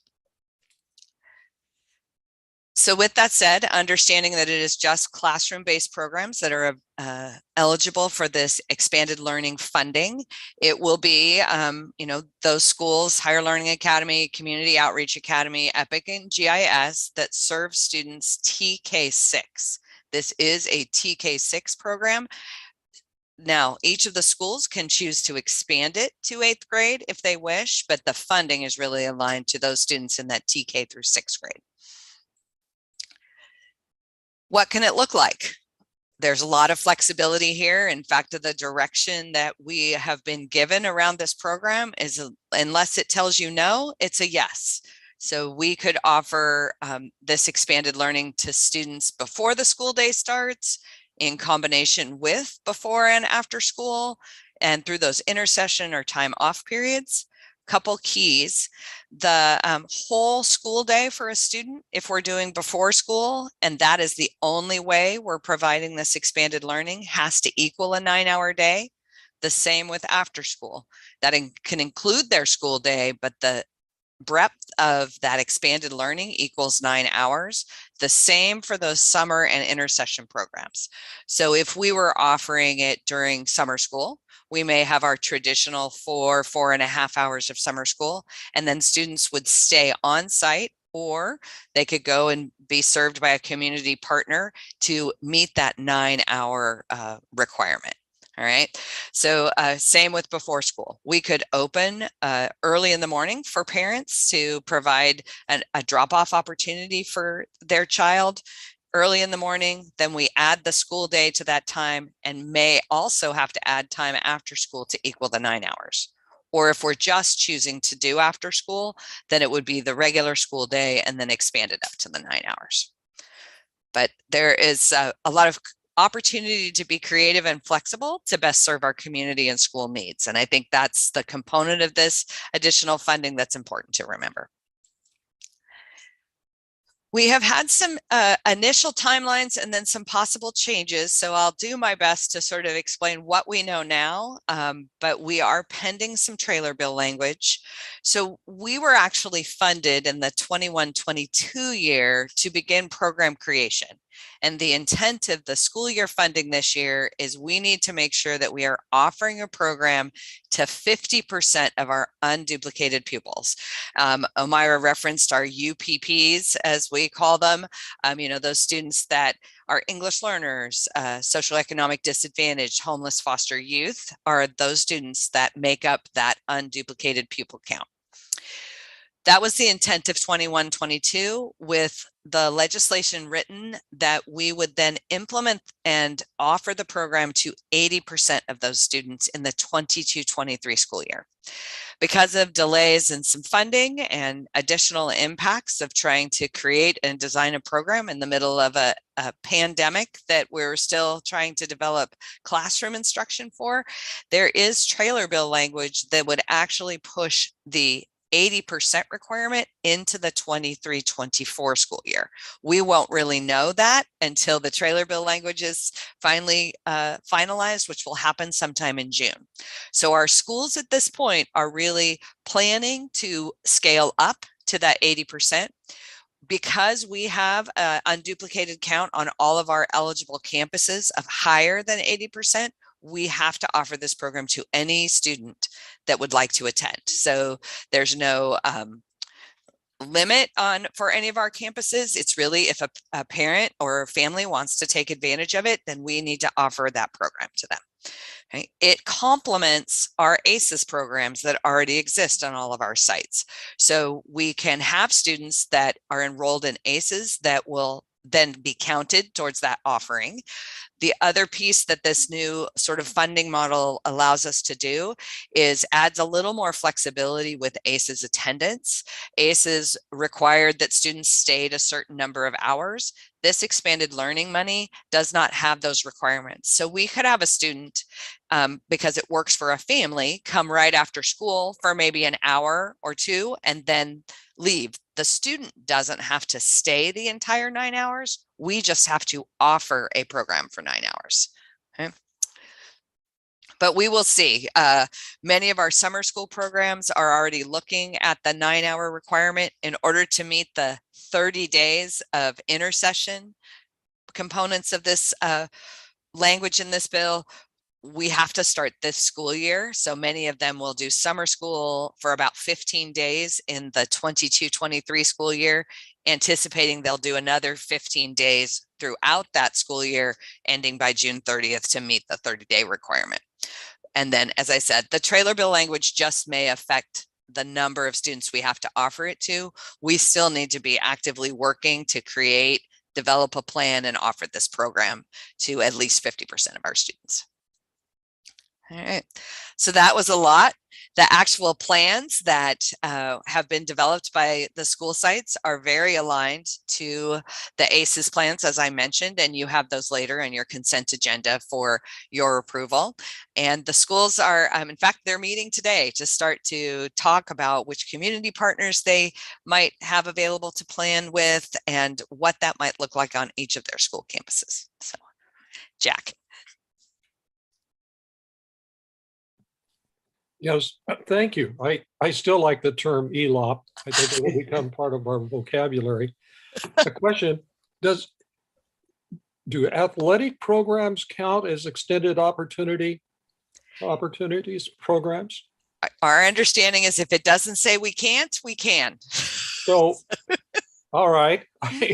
Well, I see a great opportunity here. I would certainly encourage you to look at that. That truly has some possibilities, and I think it'd be a very healthy addition to the educational model. Absolutely, especially for that TK6, group that may have some interest in some intramural components. So again, lots of opportunity for really innovative and creative ways to connect students with lots of different things. Mark, you're on mute. Sorry.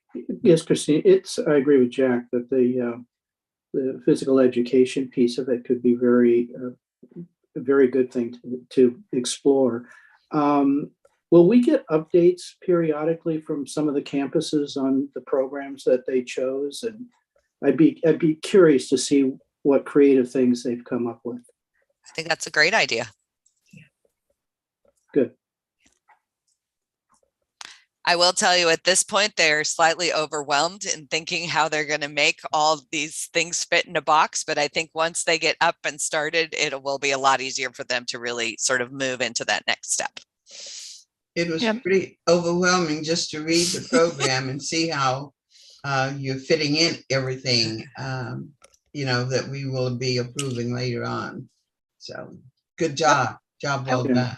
I will definitely reiterate what Christine has said. I mean, it goes back to what we've talked about how many plans, how many different pots of money, how many different ways we have to do things on top of overwhelm after pandemic. So we certainly are very compassionate and empathetic with our principals, but we're trying to, like you have seen and you have heard, Christine, have them see the possibilities. And there are a lot of possibilities because, as Christine alluded to, it is being openly said, if it doesn't say you can't, then you can. Then you can. And so that's a lot of freedom. And so to get them to see that they have a lot of choice in that. But as you know, choice is also, it takes time to figure out choice. So definitely want to affirm Christine's leadership of this. She's doing a great job, her and her team. Absolutely. And affirmations to my team. They've jumped in, looked at all the ins and outs and details, and really started to try to generate lists along in partnership with Jason's team to find all those community partners. Oh. Okay. Harry, did you have a question? Yes. I was thinking about TK. In doing this, you're going to have a time for them to take a nap? Actually, as a component of TK in that's a whole nother presentation we'll be bringing to you at another date with our TK plans. They actually have nap time built into their day. It's part of sort of the rest component of being a TK student. That's built into their academic day. Okay. If you offer TK all day. All right. Mm-hmm. I thought you were going to ask if we were going to do golf in the extended learning program, Harry. That's what I thought you were going to say. And we just might. It just depends on if that's what a site wants to do. Well, if they want to, I can help out. You know, I Oh, can get some stuff. all right. I'm going to remember that. Yeah, I've got some equipment I can give you. I think that's a wonderful offer right there. I know that Christina's taking notes. So we're going to move, if we don't have any other pressing questions on ELOP, to another acronym that you know well, SPED. We're going to talk about special education. At least it's not a new acronym. Dr. McCormick, is it yourself and Mr. Crawford? Mr. Crawford is supporting the Futures Campus today, so I'm going to do my best to represent the special education work that he and his team have done, and continue to affirm the work that they have had to do in light of a pandemic to try to find ways to serve our students, moving from trying to serve them in a distance learning model to transitioning them back on campus.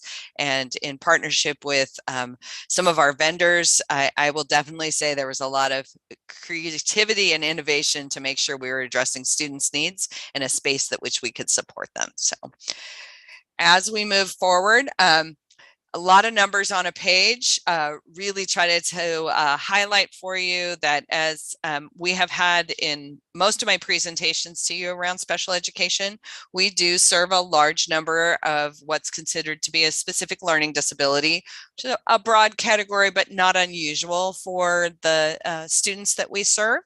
Our numbers are not much different than they have been in prior years, fairly steady. As we anticipate, we have some larger numbers at some of our high school independent study programs as we begin to support and help students learn at those higher grades. As always, we're broadening our services, learning things along the way, adding staff or support staff as needed to best serve our youth that we have that come to join us.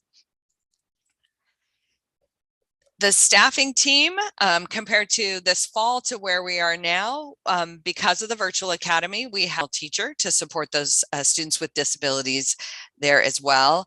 We've been trying to get a little creative with how we serve speech and language by adding speech and language assistants. We have some openings and hoping we can continue to backfill those spaces. But we were excited to bring on our first school psychologist intern in the fall, and we now have 2 and request pretty regularly to have people join our team in that intern capacity to get a lot of experience in both special education and general education to meet their schooling requirements. It is a 1 year long, roughly, experience for them where they get paired with a school psychologist who serves as their mentor and then really gives them that sort of boots on the ground experience to support students. And we are trying to give them a broad range of experience. So they will serve in a classroom-based program. They'll have some time in an independent study program. So it's really been a great addition. And I affirm Eric Crawford for really sort of creating that idea with the school psychologists to be able to add lots of services that support the social, emotional, as well as special education needs of all of our students. The interns can have a much broader brush because they have to serve general education students as well. So it's been a great addition. We still, the reality is, have a need for contract staffing. As I think I have shared with you multiple times, if you have anyone that it's a job that we need people for, it's being a speech and language pathologist, and was still a need statewide, still a need with the GCC. We're trying to support our virtual academy because they don't have the largest breadth of needs at this point with some contract staff. As always, we're looking to hire our own, but as we have an additional need, we'll look at whether our budget can afford to bring on staff because we need it as on an ongoing basis versus just having to support a temporary needs with some students.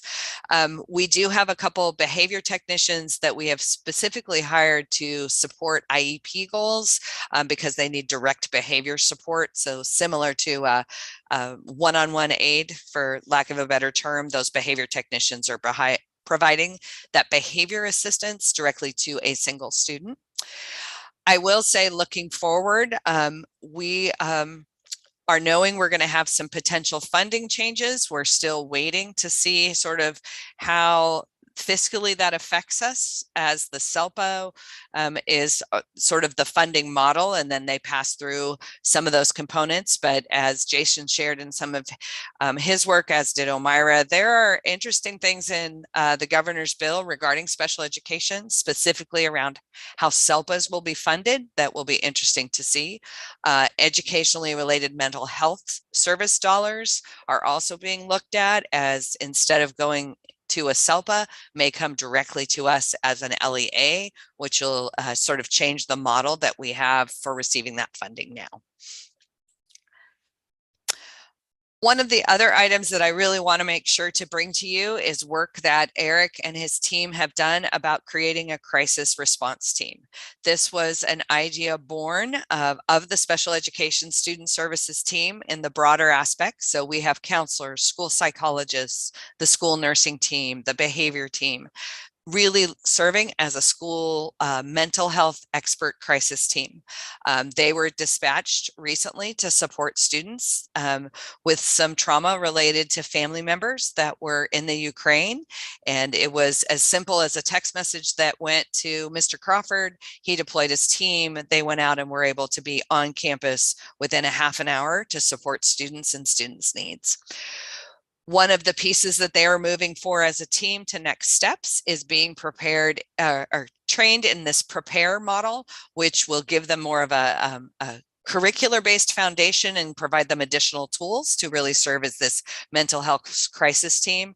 We know that as we continue to feel the effects in our school of not only the pandemic, but the impact of just the world at large on our students, we have a continued need for mental health supports. And so I'm really happy that this team actually came up with the idea, put the pieces together, and were able to deploy so quickly. I am happy to answer any questions that anyone has. And as always, we are excited to be able to serve our students with disabilities all within the GCC. While we're waiting to see who might raise their hand, can you go back to the actual slide of our campuses and the numbers? You bet. Yeah, they went fast. And it's kind of small and it went fast. So yeah, these are our current enrollment numbers for special education. You know, when you say current, this isn't CBEDS, is as of now, right? Yes, it was as of, well, probably last week, but yeah, roughly. Yeah, understanding that especially our independent studies schools will continue to see changes in this number because they have significant enrollment even at this time of year, right? So we may still see additional numbers, you think? Absolutely. And then, am I the only one? It's like, okay, I get what autism is. And, am I supposed to know, like when I see the 111 number in the magenta across the middle, to me that kind of that column kind of jumps out at me. I got 14, 18, 9, 9, 20, 51, 111 at Sauk City. Now my total population at Sauk City is what was around 158. 158. Yeah. Yep. That's been trending data since as long as I have been looking at these numbers, and not surprising. Those are upper grade students who are typically coming to us credit deficient.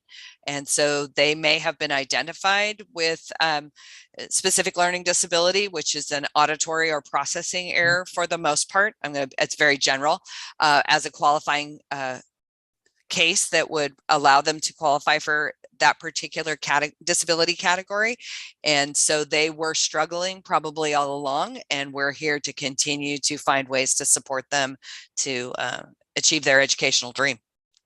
And you might explain that the SLD is one of the lowest, the area that we get most identified in. Yes. So that's why it looks larger than any other, particularly for SAVA with the off-campus program.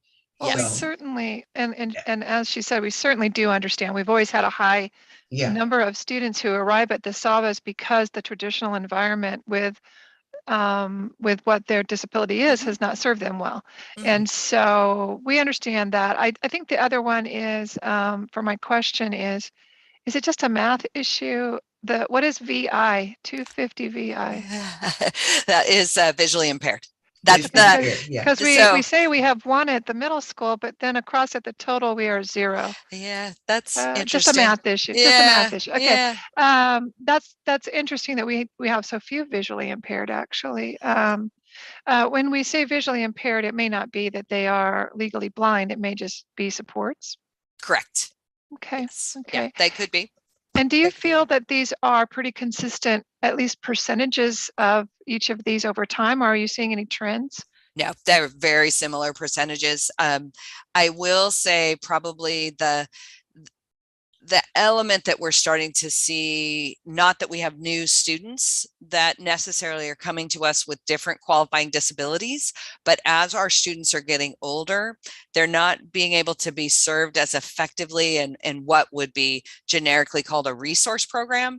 And we need to look closer at providing that special day class environment, which means that more of their school day would be self-contained with a teacher with a specific credential to serve students with moderate to severe disabilities.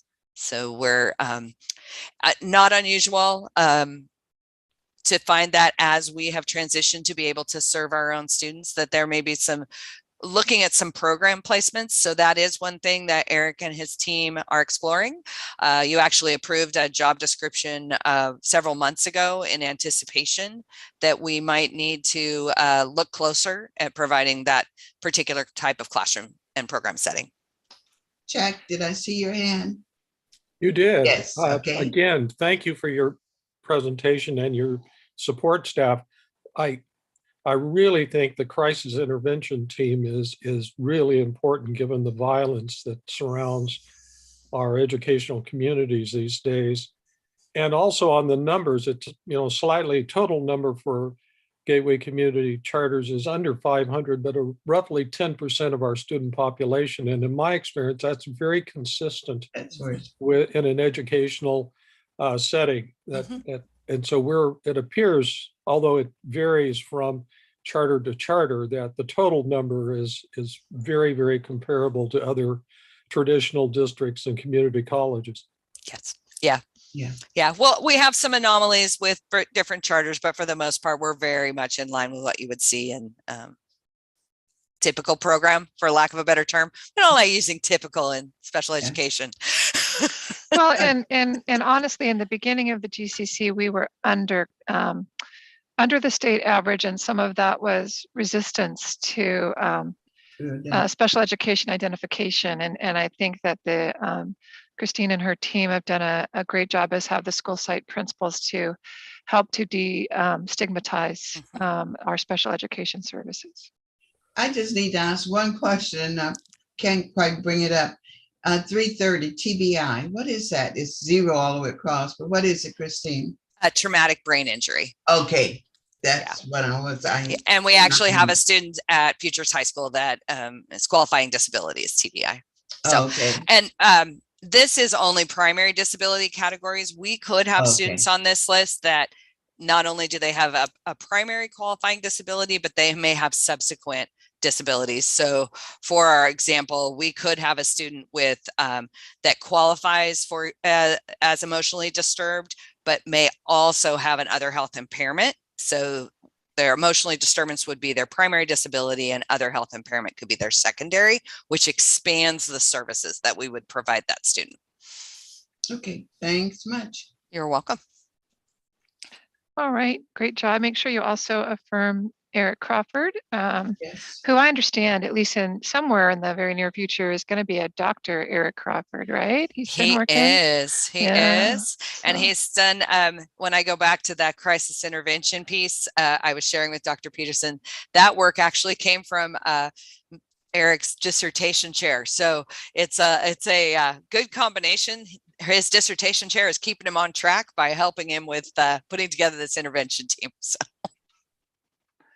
Absolutely. There's connections and networking everywhere. So All right, so thank you so much, and thank you to soon-to-be Dr. Eric Crawford. We're going to move to our next presentation, which I believe Director Maury Elliott is going to give us an update of career technical education across the GCC. Is that correct, Jason? Is that the one we're on right now? And I'll manage your slides, Maury, so just let me know when you're ready for the next one. Sounds good, Dr. McCormick. Thank you. Okay, well, Madam President, Dr. Peterson, board, it is a pleasure to be here with you today. I'm excited to share with you some of the things we have been doing this year across the GCC in regards to CTE. Go ahead, Chris. We're going to cover 4 different things in this presentation today. First off, I'm going to give a brief summary of the current pathways being offered across our different high schools. Going to discuss a number of our partnerships that have really taken off since we have entered the pandemic. Going to talk about funding opportunities from the past, present, and upcoming new opportunities that are going to be out there for CTE. And we'll discuss some of the goals for growth across not just our high schools, but our elementary, middle, and high schools throughout the GCC. So we currently have 13 different pathways across really our 5 high schools when you count SAVA as 3 of them. Many of you have seen a lot of SAVA pathway information from me over the years. So really, I want to highlight today some of the newer pathways that we created both at CCCS and at Futures High School. CCCS has really been working hard, really the last 2 years, to build a rigorous CTE program, provide those extra opportunities for students to really engage and oftentimes really re-engage in their education. We found over the years that providing CTE for students really hits a need for students that come to us very disengaged from their traditional school setting. CTE is a pathway to get them focused, to get them motivated and back on track. 2 of the pathways that they've done a great job at over the years have been patient care and animal science. Those are full built-out pathways from introductory to capstone courses. And 2 of their newer pathways that they're still working on developing out would be software systems and development and photography. At Futures High School, they've been doing Project Lead the Way since before I've been at GCC for many, many years. But we've been able to work with their teacher, Mrs. Brannigan over at Futures, to make sure that we code things correctly, look at the CTE standards through the Department of Education, and we've now aligned their Project Lead the Way program into an official CTE pathway called Engineering Technology. So we're very excited that by the end of this year, when students finish Project Lead the Way coursework, they will also be counted as CTE completers at Futures High School on the California dashboard. All right, Chris. One of the marketing materials that we created this year is this brochure that gives really a course summary and a guide for all of our 13 pathways across the GCC. We have one printed out for SAVA that's done and ready to go, and the official GCC brochure is now complete, but just hasn't gone to print yet. So I wanted just to give you a highlight of what that brochure looks like today. And as soon as we do have the GCC brochure printed, I'm going to make sure to give a copy of those brochures to Melissa so she can mail one home to each of you, just so you can see some of the product that we're using as we hit our community events, as we host our CTE showcases. Just a great way to promote our programs throughout our community. Second today, going to talk about partnerships, both industry and post-secondary partnerships. As we entered the pandemic, one of our fears was, oh my gosh, how is this going to work with CTE? How will we keep the momentum that we have going across SAVA and the GCC in regard to these programs? And, you know, one of the great kind of reframe pieces from the pandemic was that because we went virtual for a lot of our programs, specifically job shadowing and our workforce convention, we had more industry partners willing to work with us. It was easier for them to jump on a Zoom for a couple of hours than host students at their site, which sometimes can take up to a full day. And throughout the pandemic, you know, I think we had 3 semesters worth of job shadow and education workforce convention events. We had over 50 industry partners join us. To give some context, prior to the pandemic, we had somewhere in the realm of 20 to 30 partners consistently involved. And the great thing about this is now that we're back in person and we can get students out in the community again, these partners are staying with us. So, you know, the pandemic was tough, but it's always good to reframe and find ways to grow through challenges, and job shadow and work-based learning experiences for students are definitely one of the ways that we were able to grow our CTE programs over the last year and a half. When we look at post-secondary, we have for years had strong relationships with the Los Rios Community College District. Those relationships remain strong. We continue to work on articulation agreements for all of our different pathways. You know, one of our goals is that by the time a student completes any of our 13 pathways, they're going to have college credit. We're not there yet for each of our 13 pathways, but we've made good progress and we are continuing to work towards that goal.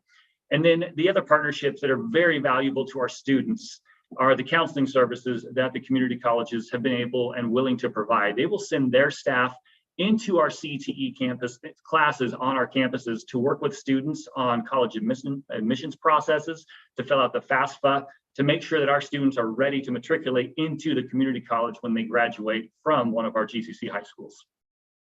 Go ahead, Chris. Third piece today we want to talk about is funding. Back in 2014, we wrote our first CTE specific grant. That was called the California Pathways Career Trust Grant. If all of you were here at that time, and if you remember, that was where we were able to get funding to build out our first auto shop over at the Powering campus. $600,000 to team up with American River College and their clean diesel program. Since that time, that program has really morphed from diesel into more automotive collision and repair, but it is still there. It is still strong. It is one of our more popular pathways, and it's going well. Since that time, two large grants that have become available to us for CTE are the CTIG, which is the CTE Incentive Grant, and the K-12 Strong Workforce Program Grant. And I've listed dollar amounts here. So both of these are very valuable grants, but I want to hit on the K-12 Strong Workforce. What I'm most proud of here, you know, over 3 years now, I think actually, 4 years, we have written over $3.3 million in grants for both SAVA and CCCS. These are grants that are competitive. It is not a sure thing. When we apply for the CTIG, as long as we submit an application and meet all the check boxes, we're going to get that money. But the SWP grant's different. You have to have a clear and strong mission and vision. You have to prove that you are going to be able to implement these programs. And both SAVA and CCCS have done an amazing job at that over the last 4 years. 3.3 million is an amazing amount of dollars to bring in. And we have been able to expand programs significantly because of this funding. Moving on towards future funding, as of right now, CTIG and SWP are still in place. So each year we're able to continue to reapply for those grants, whether it's to support current pathways and enhance them, or whether we want to start new pathways. We can go at both angles with those two grants. And then this was mentioned earlier in Omira's presentation yesterday, but there's an additional $1.5 billion proposed in this year's budget to start the new Golden State Pathways program. We'll see if that all comes through in June when it becomes official. But you know, from a CTE director perspective, it was very exciting to see that there's going to be that many dollars potentially put into the budget to expand pathways that are in high demand and high need throughout our region. Total summary, just wanted to put it out there because it's such a great number to look at, but we are at nearly $5 million in CTE specific grant funding since 2015. Go ahead, Chris. What do we do with all that money? Other than, you know, build pathways, hire teachers, I wanted to show you some of the outcomes. I know that we haven't had the opportunity to host the board at our new Elk Grove CTE facility, but this is it right here. So here's some photos. We have a photography room on the left. Kind of in the upper middle is our fashion design classroom. Lower middle is our fire science shop. Upper right is our fitness and recreation space. And the lower right is the CTE lobby entrance at the Elk Grove facility. So it's a beautiful space. And again, just want to thank the board for their support of this project. Want to thank Jerry Little for helping maneuver through all the processes to get it done. We were able to get into this facility back in December, and we are now offering classes in all of these pathways this semester at the Elk Grove campus. Last piece I'm going to touch on today are goals for growth, and I have 6 different areas that we are currently focusing on. First off, looking at our 13 current pathways. As I mentioned earlier, many of them are full and complete, introduction through capstone. What it means to be a full pathway is that you have 2 full years of coursework for a specific pathway. There are a number of our pathways that are newer, where we're still working on those concentrator courses and that fourth semester course, which we call a capstone. So again, over the next few years, one of our goals is to make sure we go introduction to capstone in all 13 pathways across the GCC. As part of the capstone courses, we want to expand our work-based learning programs into internships for all capstone completer students. Right now, all of our capstone students participate in job shadows, but we want to expand that, grow on that, and move to where when you finish a GCC CTE pathway, you have completed an official internship with an industry partner. Next, expanding CTE into our kindergarten through 8th grade schools. Right now, we've really focused in on our high schools, but there's a lot of opportunity via the grants I mentioned earlier, and then programs like ELOP that Dr. McCormick just spoke about, where we can find ways to implement CTE and after-school programs for students. I began just the initial conversations with a couple of our elementary and middle school principals about that possibility, and looking forward to next year making that happen in some capacity across the GCC. Next, increased funding. As we have since 2014, we will continue to look for every opportunity possible to write more grants, bring more funding in so that we can provide our students with the best teachers, the best resources, and best facilities for these career pathways. Number 5, collaboration across GCC schools. We've done a very good job at school-specific sites at building out pathways, but we've gotten big, and each school site has so many good opportunities throughout the year. One of our goals is to start to bring all 3, really all 5 high schools together to make sure that as we're doing events like the CTE Showcase and Job Shadows and the Workforce Convention, that we can bring all of us together to share best practices and to really take advantage of the strengths of each of our different schools. And then expanding our own influence in the GCC across the state and the nation in regards to CTE. We've built out incredible programs that I have a lot of fun showing off to people. There's so many good things to share, and doing things like being involved in the Association for Career Technical Education, being involved in AXA and some of the larger organizations across the state and nation are a great way for us to continue to expand influence. And when we expand influence, bottom line, it brings more opportunities for students, which is why we want to make that happen. So with that, I think that is the end of my presentation. I'm happy to take any questions if you have them. Do we have anyone, any board members at this point? Okay, seeing no hands. One of the things that you mentioned, first I want to thank you. You have done a tremendous job. I remember when you went into this position at SAVA as a principal, and to see the work that you and your staff and cabinet have done is just, it's phenomenal. It is really phenomenal because I've watched it grow and have seen all the hard work. So thank you so much for all of the hard work that you have done.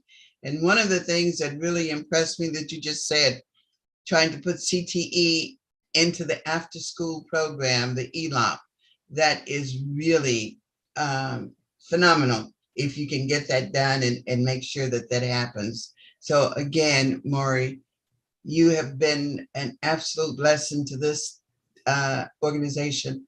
And thank you for your hard work, because I know where it has come from and where it is now. Mark. Maury, I also want to thank you very much for all the hard work you and the staff have put into this as well.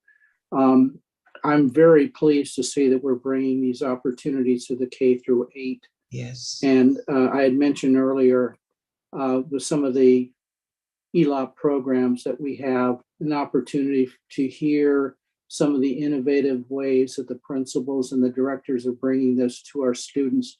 I'd be very interested in seeing some updates as those plans develop. So I just wanted to thank you again for your hard work and look forward to hearing more about it. Yes.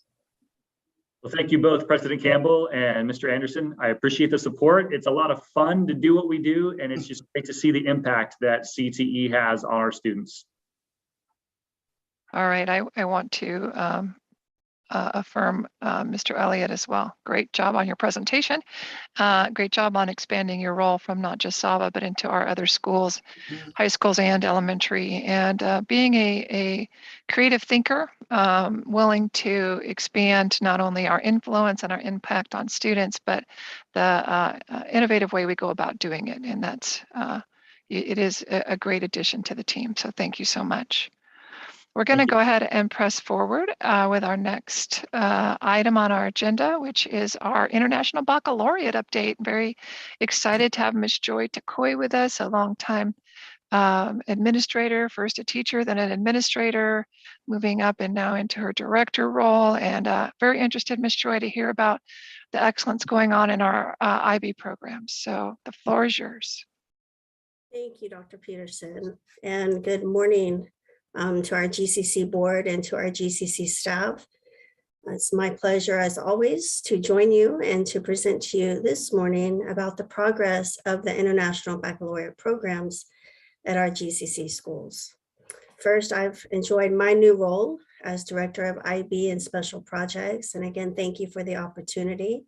I've had the privilege of working closely with the site administrators, multiple positions, teachers, admin, coordinators, classified staff, and have seen firsthand their dedication to this program. So I want to start first by affirming them. They've faced a lot, as you've heard, even just this morning. This year has brought real struggles, and I just want to affirm them for keeping the focus on IB and our goals and our actions. As an organization-wide, every site has prioritized prep time for teachers related to IB for the purpose of writing the curriculum. This is a major accomplishment considering the staffing challenges that we've had, but the administrators have had to think outside of the box and find creative ways to provide teachers with prep time. Also, all sites have trained their new staff in IB in all positions. This is a challenge because all of the training had to be virtual and with limited offerings from IB for professional development. And those offerings are often in different time zones in different places. So again, a big commitment from the site to make these trainings happen. Something else we've done across the organization is we've started monthly IB leaders meetings. So this includes the administrators, the program coordinators, and our TQAI lead teachers for IB. So we've had across the district, across the organization collaboration for IB. In addition, I'm now an IB evaluator. So this is a new role that I was offered by IB.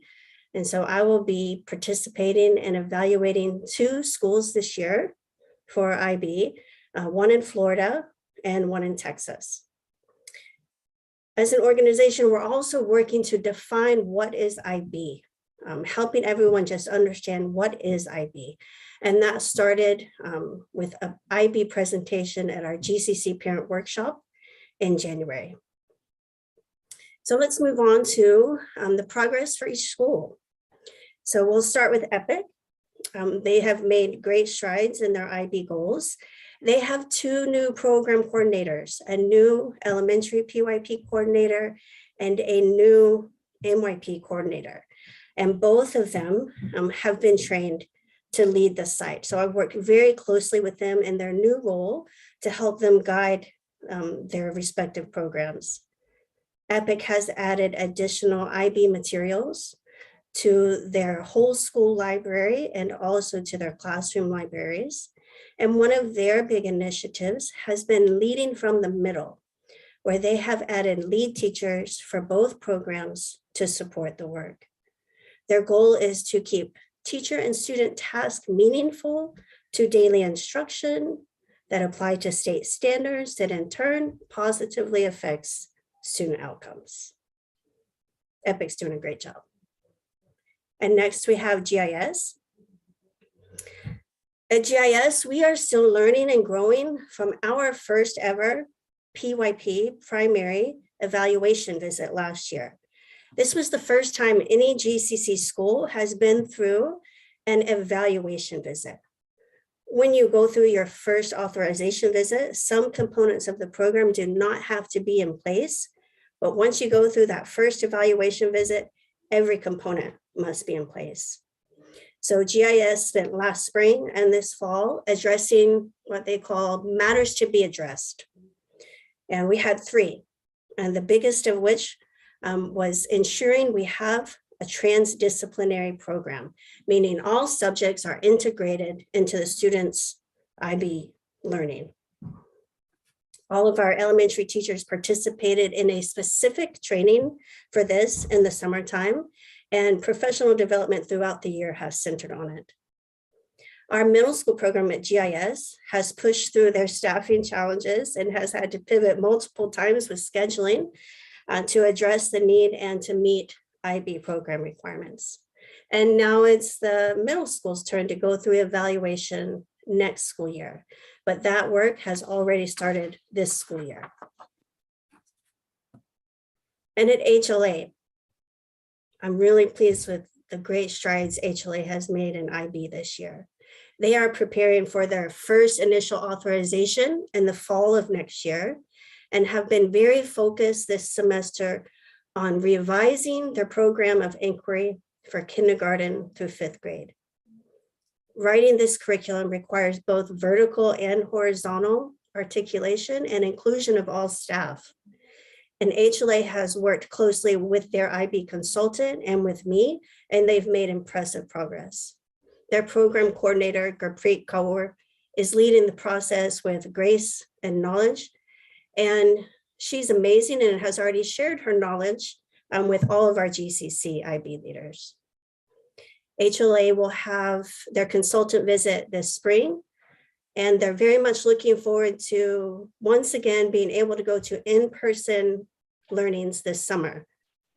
We do find that the in-person IB trainings are much more effective and beneficial for our staff. The same is true for the other schools as well.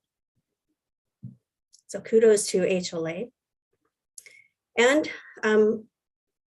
regarding our IB high school, so we have not stopped thinking and planning and preparing for our IB high school. And some of the steps that we've taken to make this happen was we've completed 2 trainings already for IB, the head of school training for diploma program and a coordinator training for the diploma program. So it's very important for us that we understand exactly what it will entail to have a successful IB high school and to keep all of those program requirements in mind as we write the new charter. So I've been closely working with our IB school manager to brainstorm and discuss multiple timelines and opportunities and ways these programs can work together and support one another as we plan for our high school. So in conclusion, I just want to reiterate that IB is the program that has supported our students during this difficult year because it addresses both the social, emotional, and the physical aspects of student learning, yet it gives students the knowledge and skills they need to be lifelong learners. And it's a program that can move us as an organization more towards excellence. And I appreciate GCC's commitment to IB, your support for our staff, and our own personal growth goals at each site. IB is not easy, but as Dr. Peterson always says, we're not afraid of hard things, especially when it brings about great educational options for our students. So thank you for your support and understanding and for making IB possible. Do you have any questions? Board members, any questions or comments about the IB program? Seeing no hands, hearing none. Anyone I don't see? No, I don't see anyone commenting. Do you have anything to say, Madam Yes. President? Mm-hmm. I just want to, on behalf of the board, thank Ms. Joy. We haven't had a chance to congratulate her for this role and to thank her for all of the work and to applaud you for going to Florida and Texas as an IB person? Evaluator. Were those the 2 places you were going? Yes. Yes, ma'am, but they will be virtual. It is still virtual. Oh, they will be so, virtual. Yes. Oh, sure. At least to start with, but Yeah. not forever. Well, Not forever. congratulations to you. Thank you. And all of your hard work for the organization, because we really haven't had a chance to thank you for accepting the position and the hard work that you're doing. So we really, truly do appreciate all you're doing with the IB program. Thank you, Miss Lily. It's been my pleasure. So definitely want to build on what the board has said. Our first IB school being GIS, yes, and Joy being its leader, and just the great integrity with which she jumped into that. I mean, I remember sitting at the table with some people who are no longer GCC, have moved on to other places, and discussing what would that GIS charter look like, and was it going to go down some STEM angle or other things? But when we arrived at IB and the concept of IB for our students, Miss Joy has been all in from day one, and has shown her excellence, her integrity, and her passion and purpose within it. And because of that, all of our IB schools have benefited. So really want to affirm you, Miss Joy, for your great leadership. Yes, thank you. Thank you again. And thank you for being here today to share with us some of the outcomes of the IB program. We really appreciate it. Thank you. Thank you, Dr. Peterson. You're welcome. All right, so we are at a breaking point in our agenda. We're going to actually have our lunch at this time, and we're going to take a 45-minute lunch. So it's 11:10. 45 minutes would put us back at 11:55. We're going to ask that you keep your video and microphone on mute. In other words, go off video, go off mute, but don't go off Zoom. Stay here with us. We will keep this board recess slide up, but we will all convene back together at 11:55. All right. Harry, you have a question? Yes, ma'am. Could you send me that stuff on Vision to my email? What is it? Vision is nothing but a dream, the little thing you had. I didn't get it all. Vision's nothing but a dream. Yeah.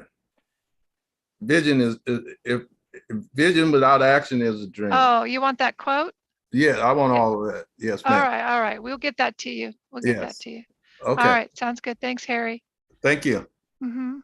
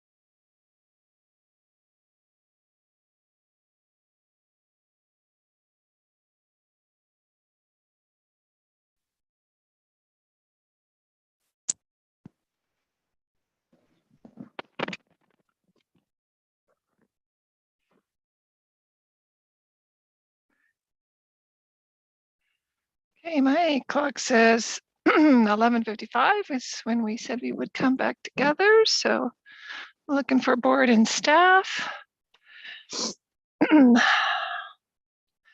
Starting to come back on. Yeah, somebody needs to start my video. We will get to you, I promise. Okay. All right. Okay. You cannot start your video because the host has stopped it. All right. Well, whenever.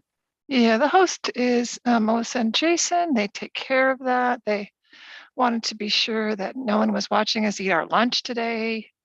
So I'm sure they will get right back to you. Just give us a minute. Okay.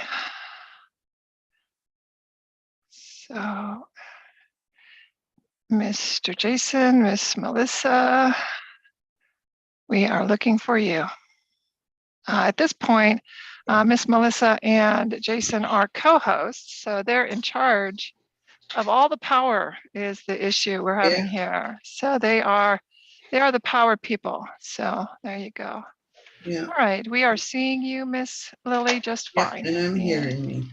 Okay, so I think we're all back together. I see we have Jason and I see Bruce in a new background. So good to have you back, Bruce. He's not jumping up and down. He's not on the road anymore, but I do want to affirm and hail him for his dedication to managing to be with us throughout that. So thank you, Bruce. All of us have had a little technological challenges along the way, but oh yes, that basically defines the pandemic right there. So we are going to then jump into our next item. If we could, Miss Melissa, come back to, or Jason, come back to the agenda. Somebody, it says it's Jason's screen. Oh, there, I'm able to push it. Am I able to? There we go. All right, here is our agenda again. Hopefully you see we have, in fact, accomplished a great deal of what we set out to do already.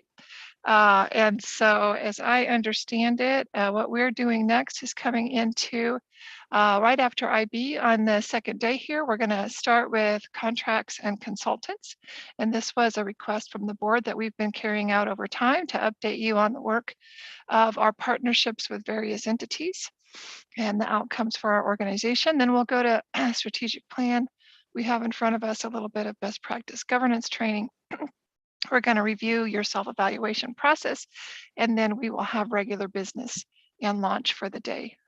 We think at this time that will be around 3:15. If it's earlier, that's a possibility as well. Just kind of depends on how conversation goes around some of these items. We will have one more 15-minute break in the afternoon. All right, so with that, who is taking over, not CTE? Someone is taking over for contracts and consultants. There we go. It is the Jason and Dr. McCormick show. Okay. It is. So I am not sure who's controlling. I'm going to look at Jason. Hopefully he is. I am trying to give you control now. Okay. I'm stopping, and now you have control. I do. Wonderful. Well, good afternoon. Welcome back from lunch. Jason and I are happy to bring you this update. We believe this will include everything that we had not covered in prior meetings. So I think we have at this point been, this will be our sort of our up to date until we come back to the next school year and can talk to you a little bit more about what that looks like. Included in this presentation is a little bit of looking ahead to make sure you knew what we were planning for as we start to do our work for the 22-23 school year. All right. Jason, I'm looking at you to see if your headphones are ready to go, because I think I was going to have you kick us off with Hanover. So I want to talk a little bit about Hanover Research. We are currently now in our third year of our partnership with Hanover, which has primarily worked with us around equity, as I shared earlier during the COVID. Thank you. During the COVID conversation, they did an extensive SEL survey for us to be able to help us assess the needs of our students, our families, as well as our staff. And then more recently, we've done some work where they did an extensive survey for us around culture and climate for each of our campuses, and we'll be preparing to go through some of the information from there. Looking at the portal, which is one of their tools that they provided to us, we did do some work to talk to our administrators as well as look at the data to see how our administrators are using this tool, how they are taking the information and applying it. So we found that the top 3 search topics that our staff looked at in terms of utilizing, Hanover was learning loss, integrated math, and course sequencing. And part of the math is where a little bit of our work drove last year when we kind of shifted with Hanover to say, we want you to look at some of our math gaps and math data. The downloaded reports is, again, kind of what our staff went to them to get information for. One of the highest was staff well-being, and being able to kind of have that tool, virtual school profiles. And again, you can imagine that was top of mind. How do we kind of do this work moving into this virtual setting?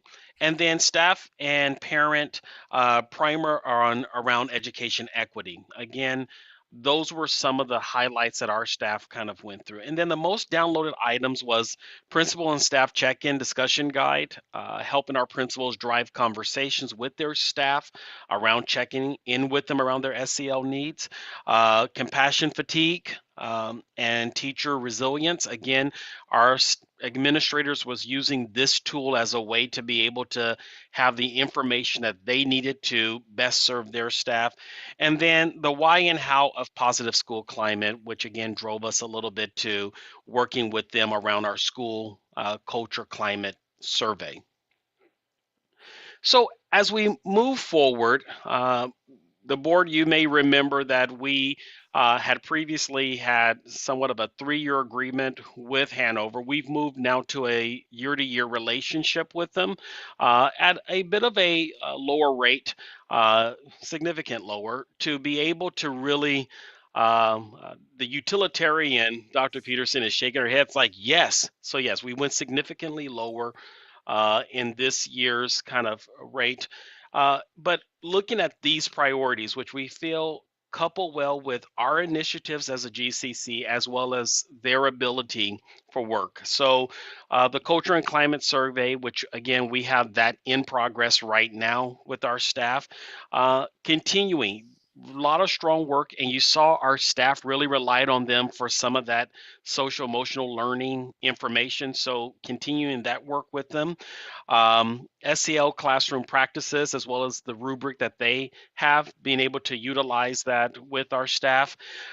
Staff and family well-being, we learned during our SEL kind of work and survey that our staff, as well as our families, have some SEL needs. So how do we utilize some of the information from this Hanover research portal to work with our community engagement department to better serve the needs of our parents on a global level, not just at our school sites?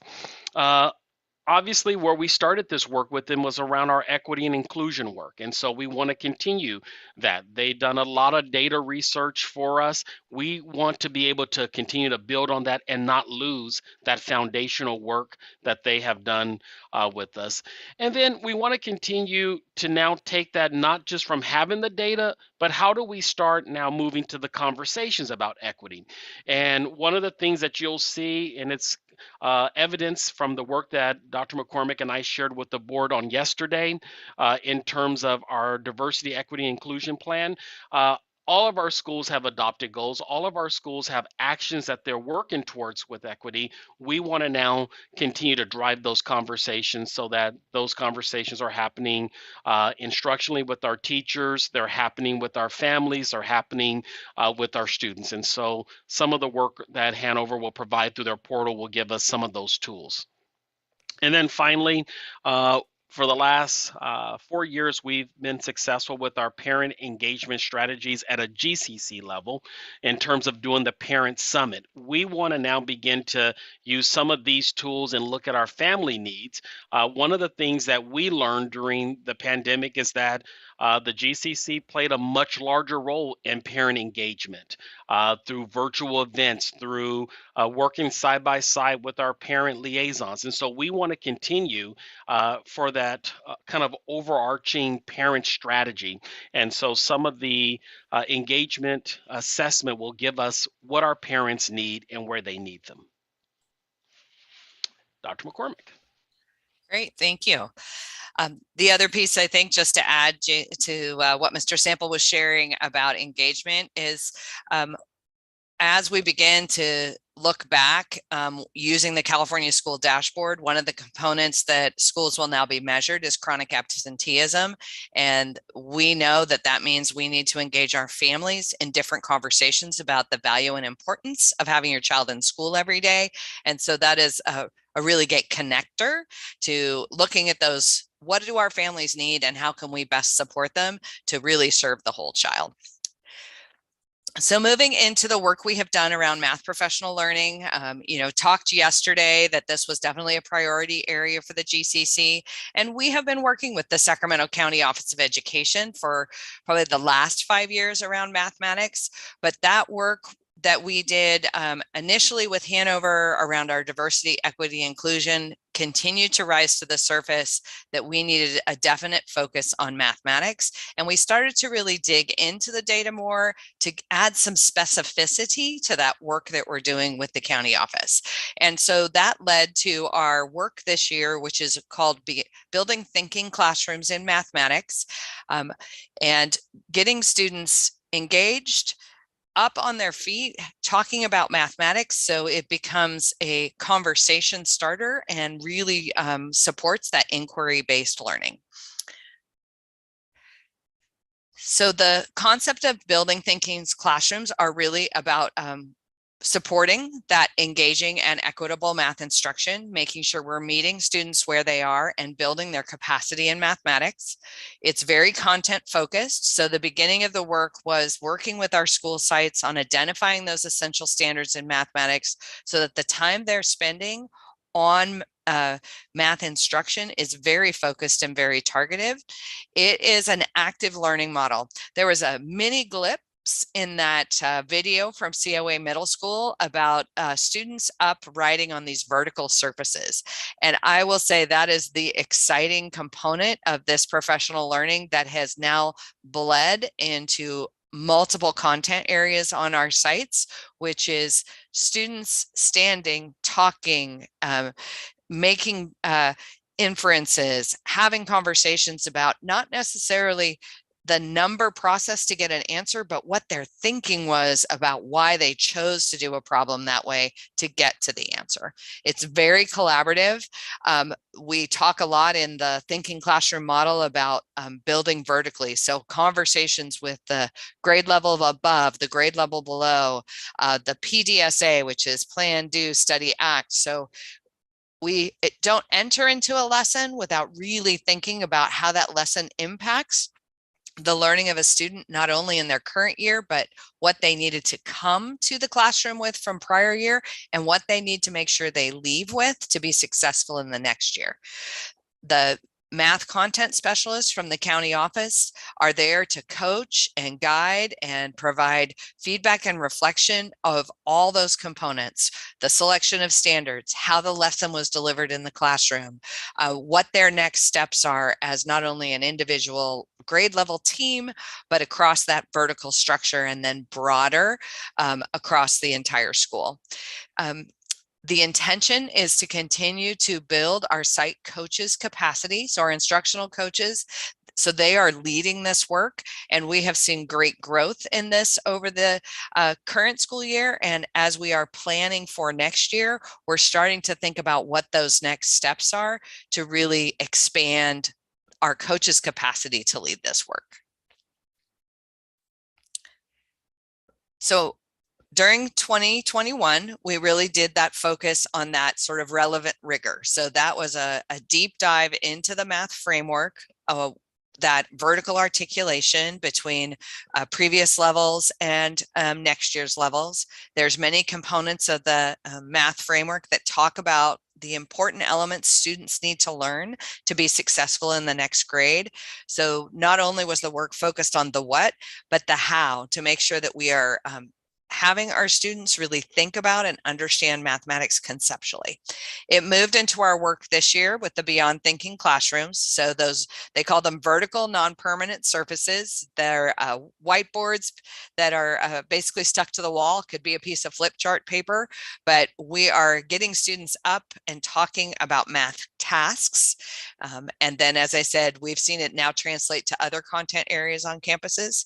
And then in 22-23, we are now going to continue that work by expanding our teachers' contact knowledge to be able to do their own analysis of tasks that they select. So very coach driven this year with a lot of support from the county office. Now moving to that independent thinking, now that we've spent time with our curriculum and instructional coaches with what they need to know to be able to coach their teachers, that's our next step as we move forward into 22-23.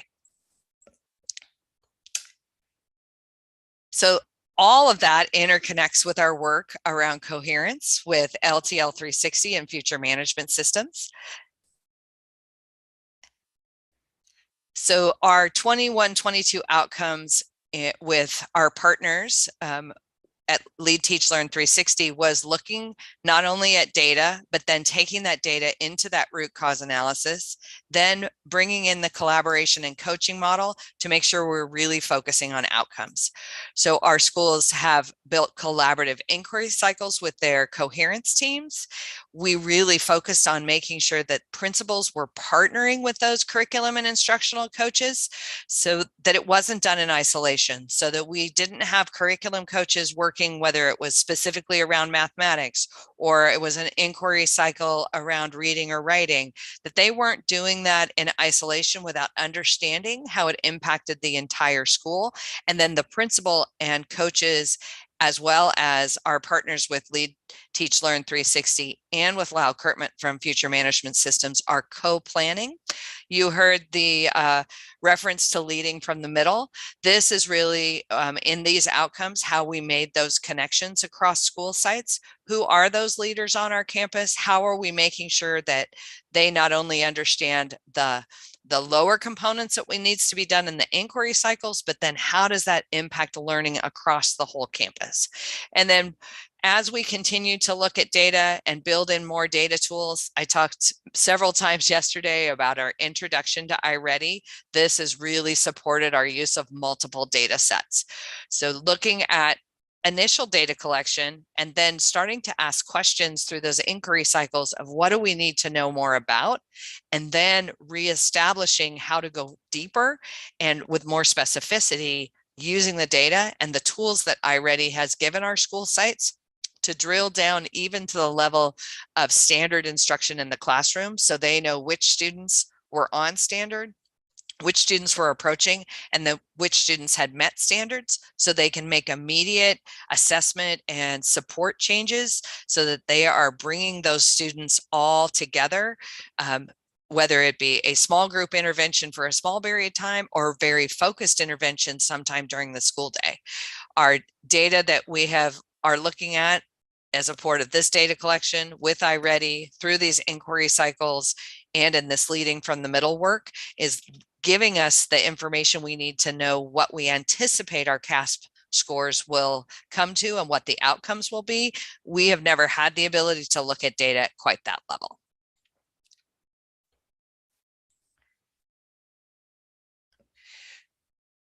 Now, Lyle Kurtman has not only been a partner with the LTL 360 work and that leading from the middle, but he has also worked very specifically with our principals, our directors, campus principals, vice principals, and coaches to make sure that they are also building their own capacity through very specific coaching. So the advantage of having him be in the collaborative component around leading from the middle with the coherence teams, typically he was there for part of the day for a full day meeting. He then can take areas from those meetings that he needs to work very specifically with a site principal or a site leadership team to help them understand where they need to go. What is the next step? Because we really want those our principals to be outcome focused, and we also want to make sure they know how to coach and how they're using the WPIs. The principals, I think, had a good understanding. We've moved that understanding to a much closer to excellence, but we identified that our vice principals and curriculum coaches still needed some work. And so we've been focusing on that over the last year in partnership with Lyle to make sure that those particular job classes also have the capacity they need to, they are coaching and supporting their school teams. And finally, we want to make sure that our principals are outcome driven and really providing evidence of progress. So by connecting this work between what is happening in the inquiry cycles, what is happening in the data analysis, and then Lyle's coaching around the WPI, we're helping our principals really keen in on what does it mean to have evidence? What does it mean to have outcomes? So we have measured this collective process between the integrated coaching with the leading from the middle, the inquiry cycles, as well as Lyle's separate coaching. And we've sort of come up with 4 different buckets that we believe really help us identify where a school might be. And these are based on all those outcomes that I indicated at the beginning. So are they driving the work? Are they showing clear evidence of growth? Are we not sure and we might need some additional evidence? Or do we have specific areas that we need to make sure we're focusing on for some of that strategic leadership coaching that Lyle can provide? What this has done is allowed us over the last year and a half to be able to do a regular progress check with the entire team. Lyle and Wendy, so our partners with LTL 360 and Future Management Systems, meet with myself and my director of special ed and my academic coordinator and my director of academics so that we can all be collaborative around how we're best supporting our schools and how I am best supporting a principal in partnership with Lyle, and that we all understand where we may need to dig in a little bit more to help gain additional evidence, or where we need to provide those affirmations because they are moving forward. This is also how we determine what we will do in the next year. So I need to give affirmation to all of our school sites for their growth within this process. They were charged from the beginning that this was a slow release model. So we were going to give you intensive coaching in the beginning, and we would have intensive work. And as you showed additional growth, we would then start to sort of pull you away by giving you the tools you need to lead this on your own. And I will say after this year and all our sites, even in midst of all the work that they've had to do to support students learning in a pandemic, they have not given up and not stopped this work either. And I think we have really achieved that portion when we're starting to look into the 22-23 school year, where we have so many of our sites that are very independent and very much know exactly what they need to do to continue to move their school forward.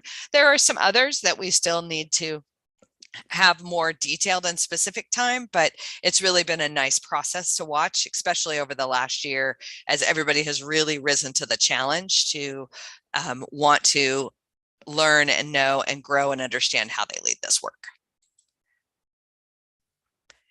And that is a very quick and lots of information view of what we have been doing with some of our contractors and consultants, but it keeps us busy, but at the same time is very energizing. So happy to answer any questions. I do have a couple of questions. Yes, I was not clear. Now, you started off by talking about Hanover. Yes. And then you moved from there to math and the county office. And then you move from there to Lyle Kirkman. And then you talked about iReady, and then you mentioned LCL. And I'm not just sure, do they all fit in, or are they 4 or 5 separate consultants? They are separate people, but they all work.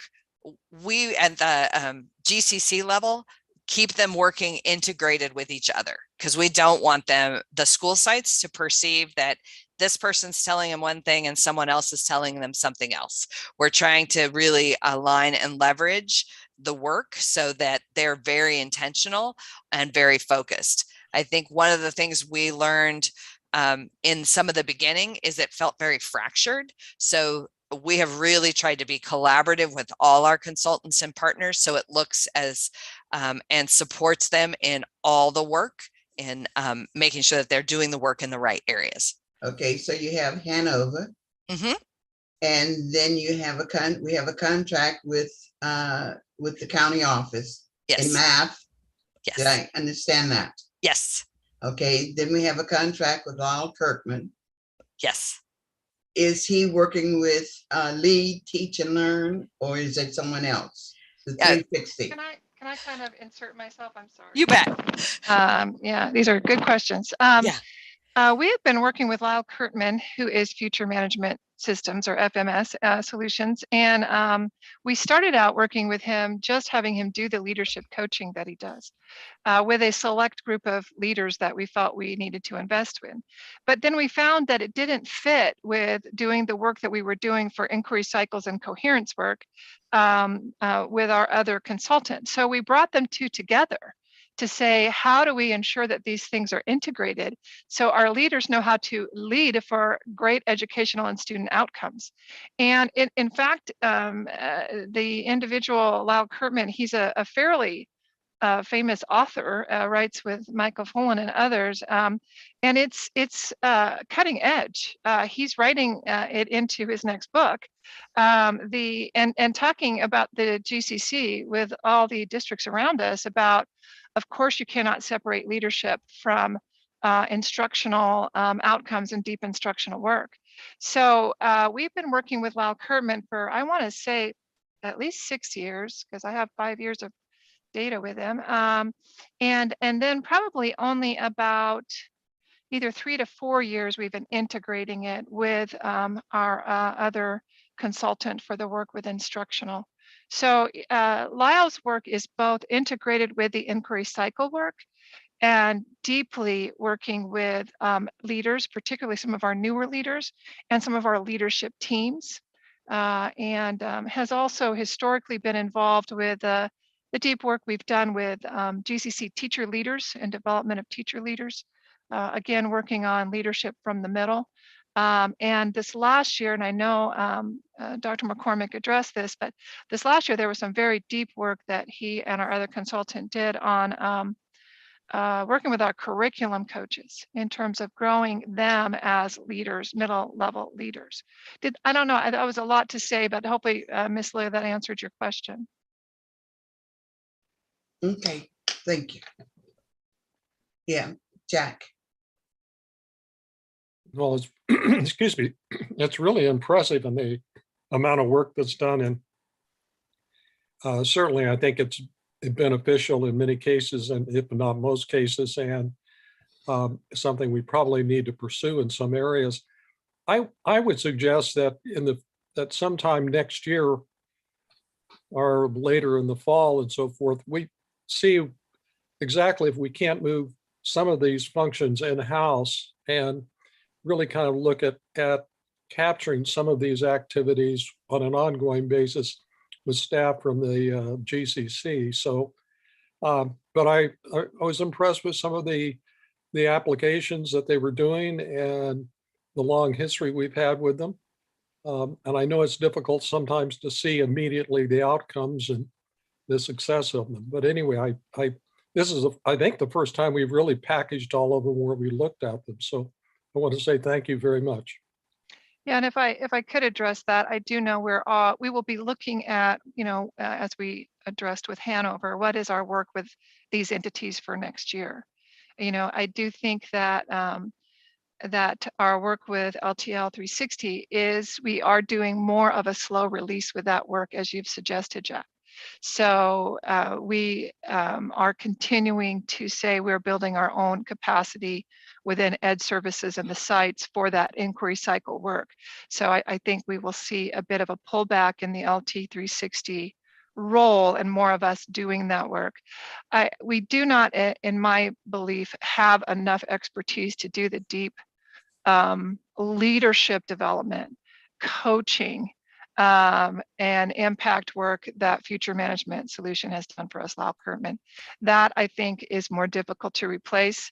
And I think it is one of the reasons that we have such an incredible group of growing leaders and people who can move into greater roles in the GCC because they're being coached deeply by an expert. So we will bring back more information on some of that. But for now, that's what I would do. I would also say, Jason, I kind of stepped in after having to take a call. Was there something more that I said that you wanted to address to the board on these contracts? No, I was just going to kind of echo a few things. Even with Hanover, I think our building of our own internal data department with our director of data and accountability, our coordinator of data and accountability, these were all kind of key roles that were not in place prior to our Hanover work. So I feel like as we continue to build, we are doing a little bit of that kind of slow release of some of those data pieces also. Okay, anything else from the board for Dr. McCormick or Mr. Sample on this item? Yep, thank you very much. Yeah. For that information. Please know this, I think after nearly 20 years, you all know me very well.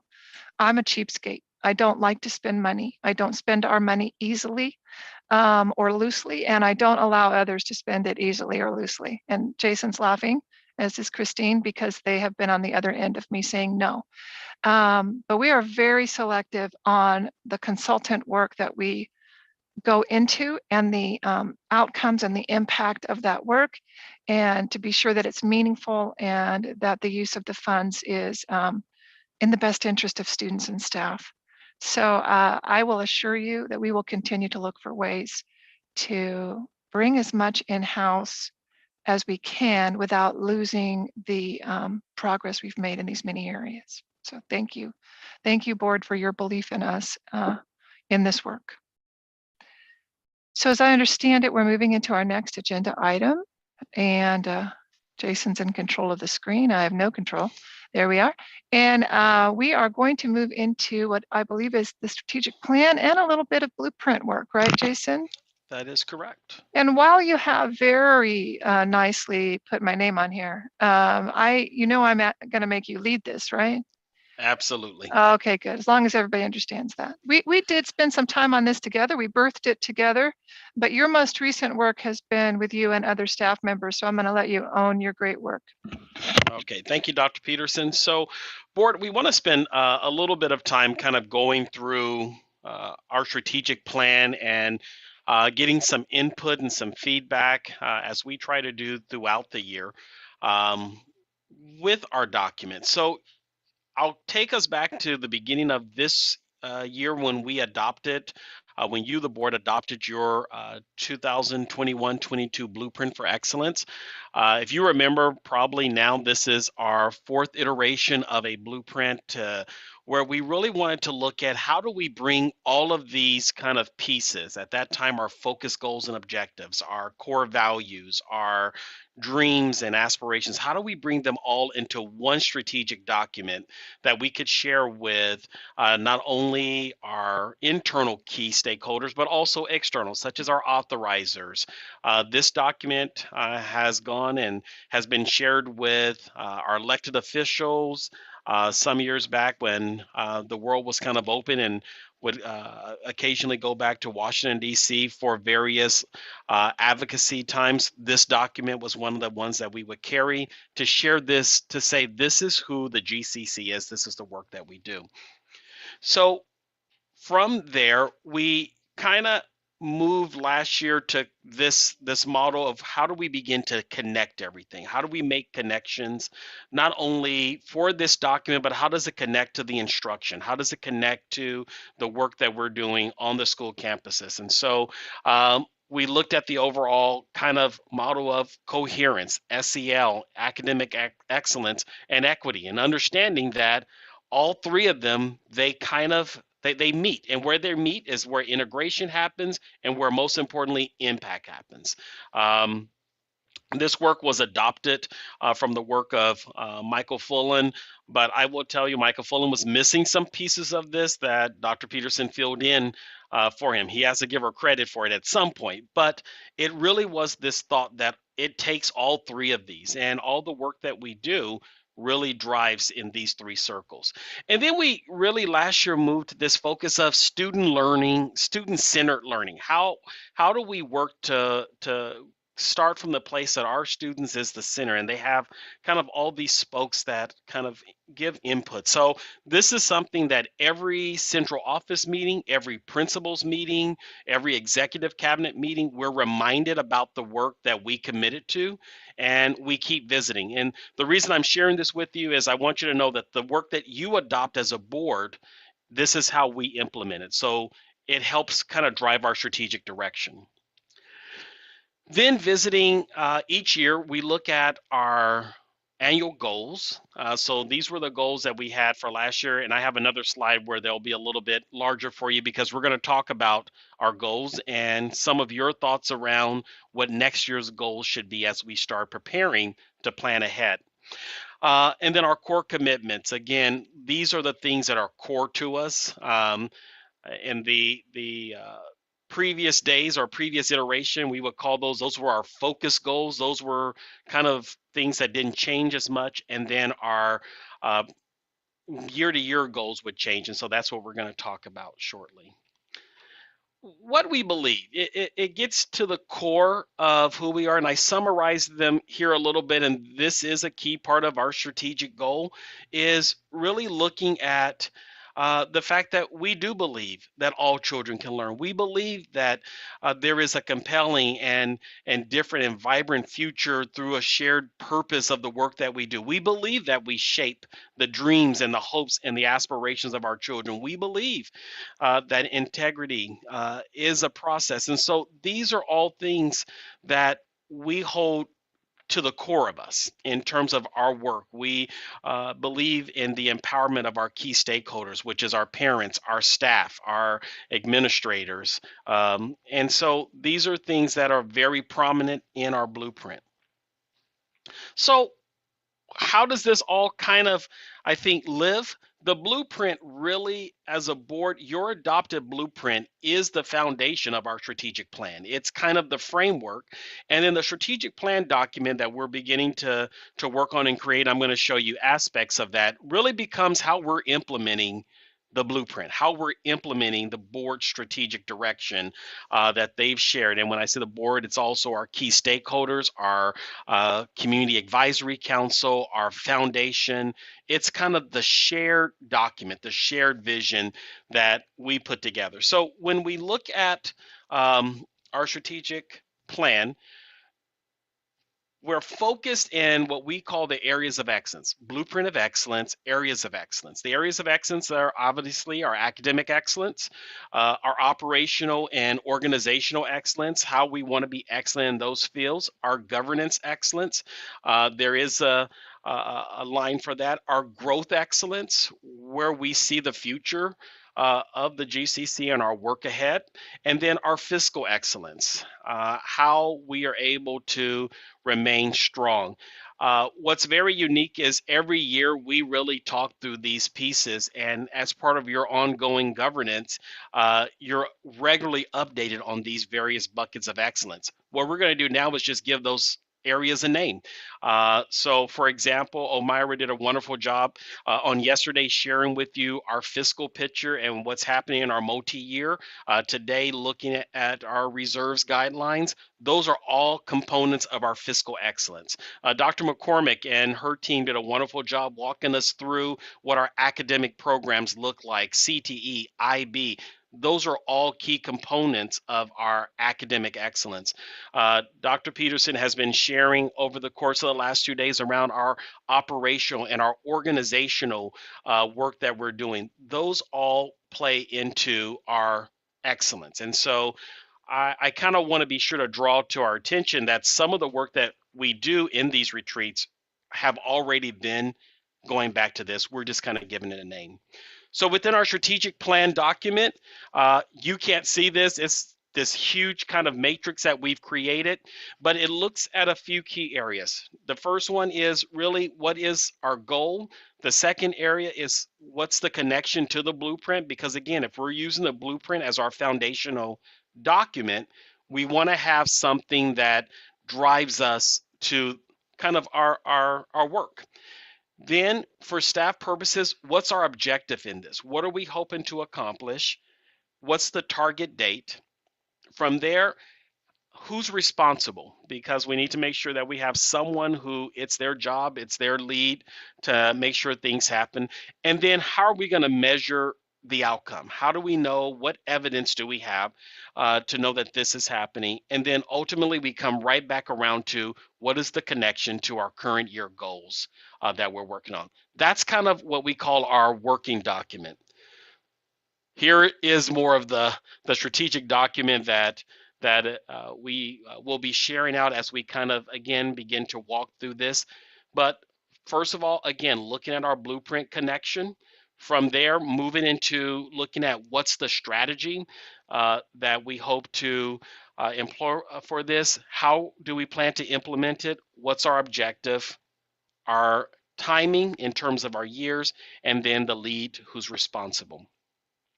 Right now, staff is working kind of on this document and will continue to bring this forward. But today we wanted to kind of start the first step of what we call the blueprint feedback cycle. So how do we begin to build this document and begin to build the work that's ahead?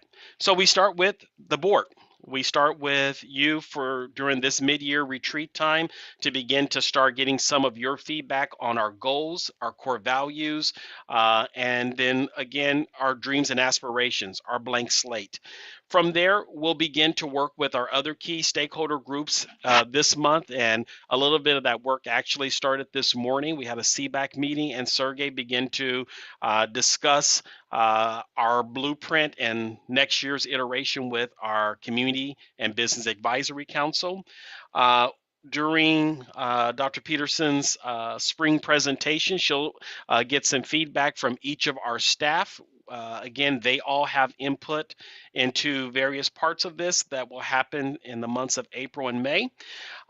This year, or last year, excuse me, we really start reaching out to our parents and caregivers to get their input. So Sergey and our community engagement team will work with our parents to host a few focus groups to get their input. And then for the first time this year, we're actually, and this came kind of at a suggestion from our community engagement team of Maisha and David, who said, hey, we want to host some student focus groups to talk to our students about their input. So we plan to, in the months of April and May, to host some student focus groups to see also their input. After that, we look to get input from our foundation board, and then our administrators will have another opportunity at their beginning of the year retreat. And then we close the cycle by coming back to where we started, and that's to you, the board, to adopt our blueprint and strategic plan moving forward into next school year. So that's kind of the layout. And so before we kind of go into this next activity, I want to see if I can answer any questions.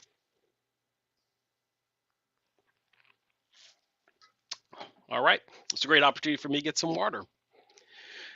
So the first kind of area of feedback that we would like to share with you is our core values. And I'm going to ask Melissa if she'll kind of be our note taker on a piece of paper to the side. But these are, again, the core values that organization-wide that we have lived with, which is the acronym of service, being student focus, excellence, which I think excellence is good. It fits across our blueprint, it fits across our strategic plan and our core values. So it lets you know we have a theme of excellence within the organization. Responsibility, valuing people, integrity, collaboration, and empowerment. And then every year, our principals, they kind of review the words, the words behind the words, to make sure that they still coalesce with it as a collective group.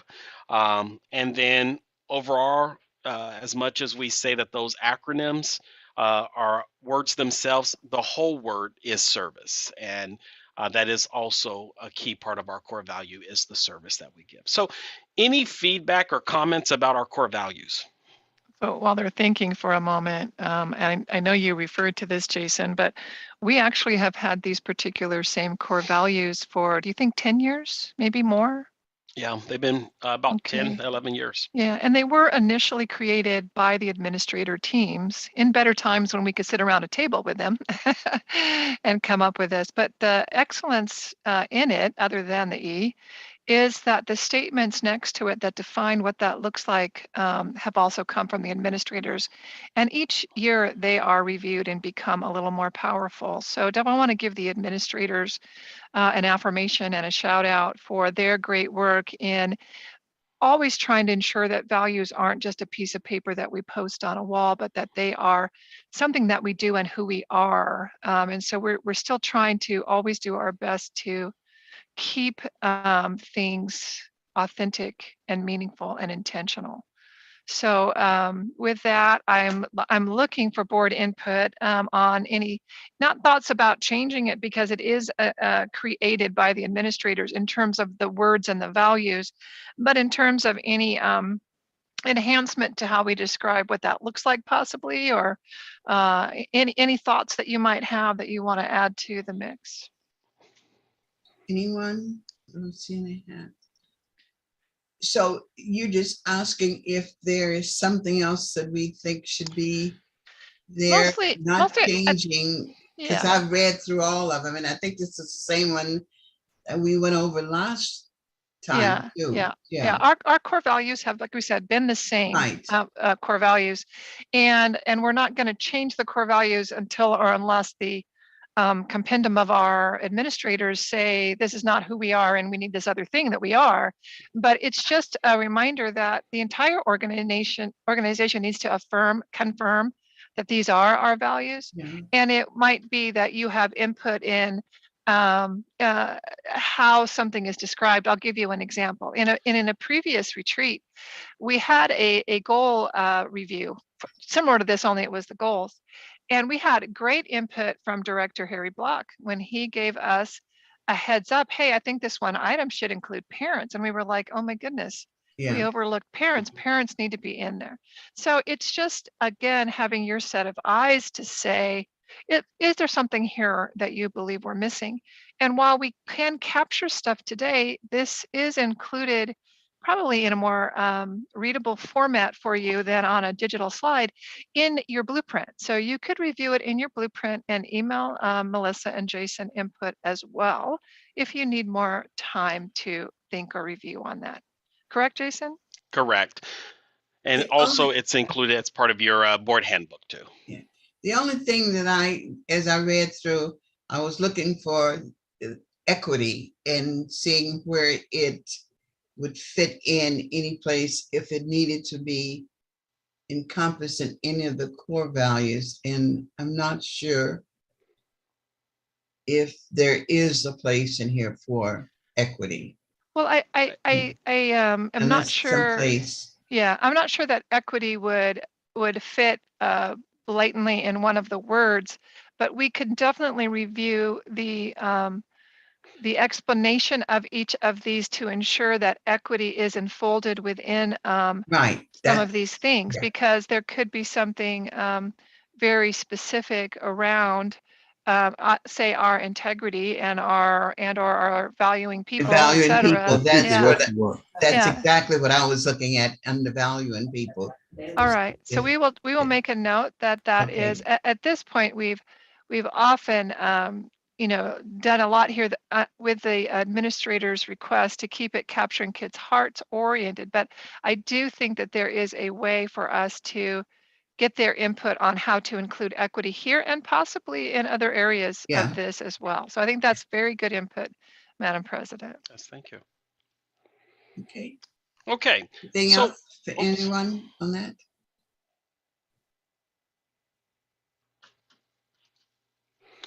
All right, so let's move to our goals. So the slide that you have in front of you, this is our 21-22 goals that this year was kind of our focus.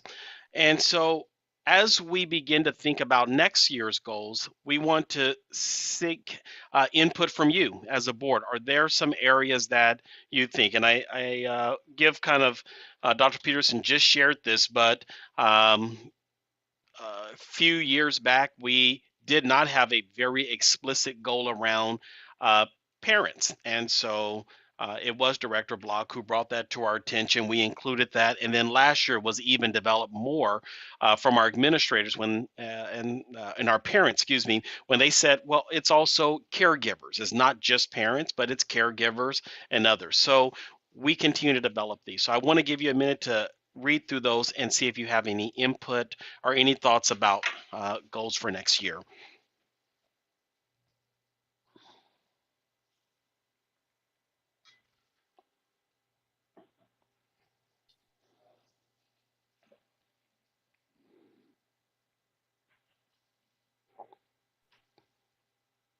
Yes, Jack. You're muted. Okay. It's hard to get the little arrow to go down to unmute. It takes a little time. It's somewhere on the screen. Thank you very much. Yes, I am impressed with the list here. Given learning recovery, or what we're called student learning loss this last year, these do not all equate equally. And it's interesting if there's, I know they're there, but I, just empirically using my own grandchildren as an example now, the learning loss has just been awesome. I mean, it's terrible. And I'm not sure how we weight these, but I'm not sure. Possible when you take it back to the staff, to the administrators, that we really emphasize. They're all important, I understand that, but some method on recovery of that. And because we're in the process of losing, literally, not a generation, but students that are in that cohort of the pandemic are going to be somewhat at a disadvantage probably the rest of their lives.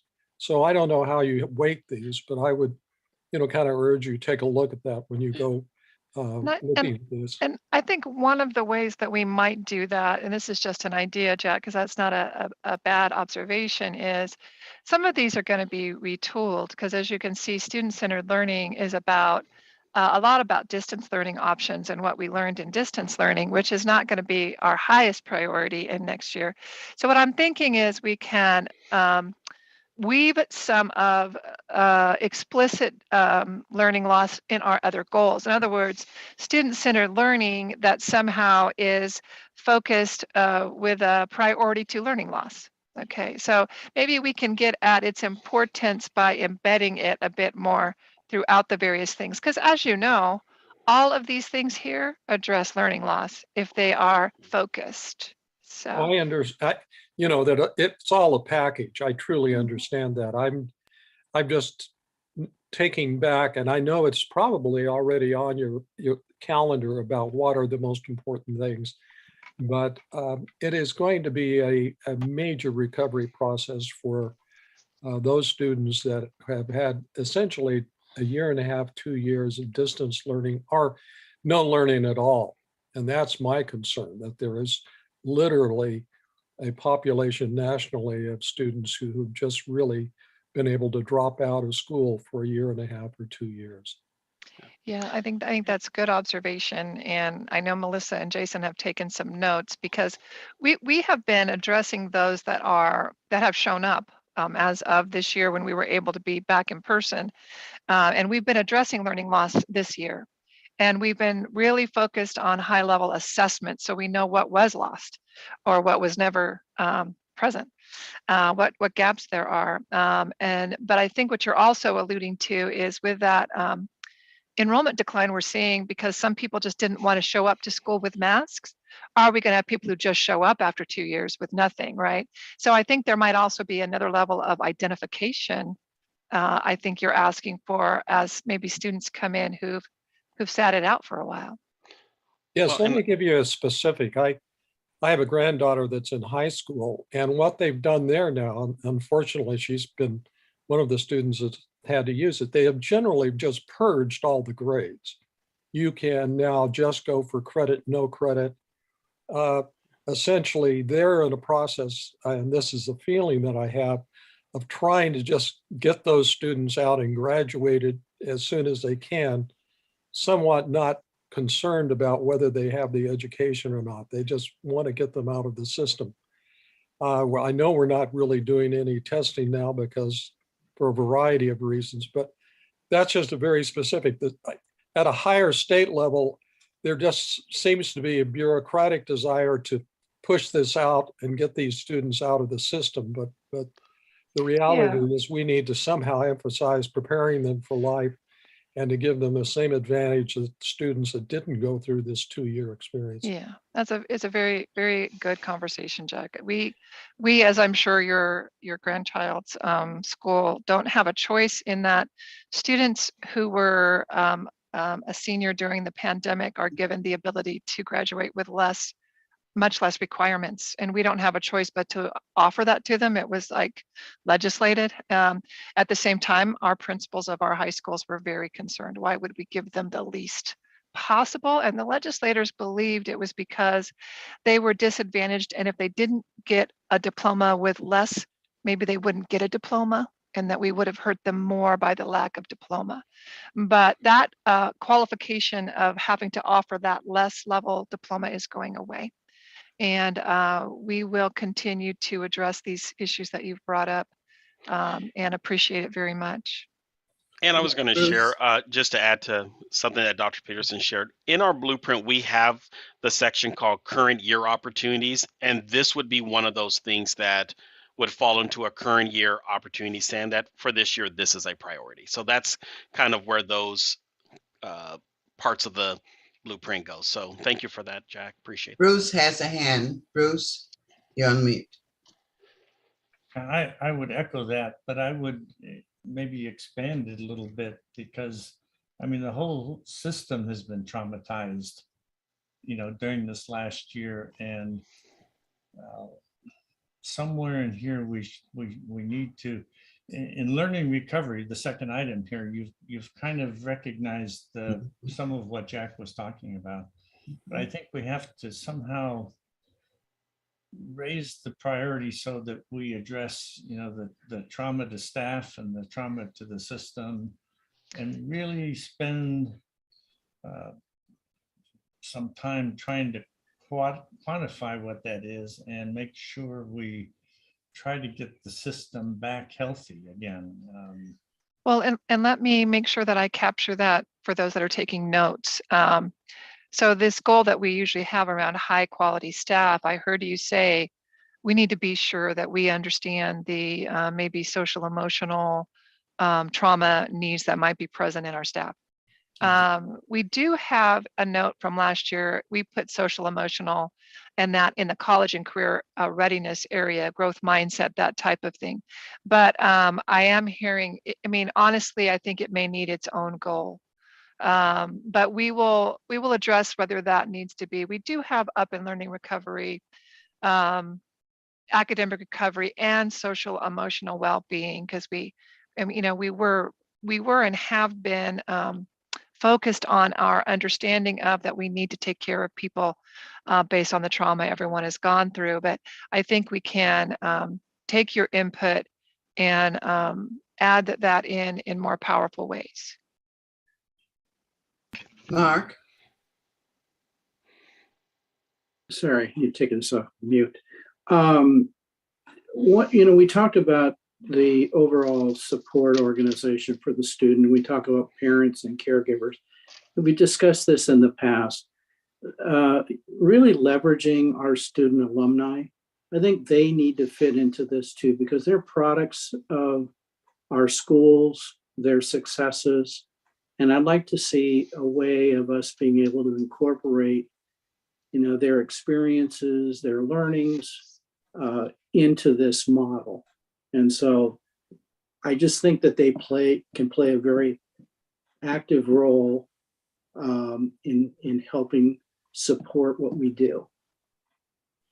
Yeah, I mean, it seems to me just off the top of my head that could be included, as you had suggested, in the community investment and support just a bit more overtly. And I mean, it's like that one, I don't know, picture slide that showed the COA student. I got this education at COA, and I went on to get this education at the college level, and now I'm doing these things.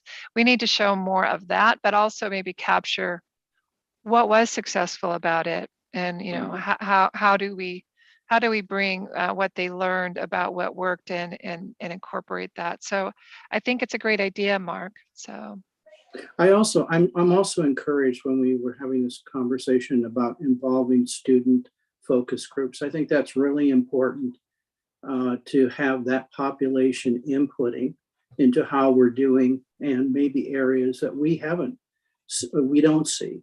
Sometimes we don't see the forest from the trees.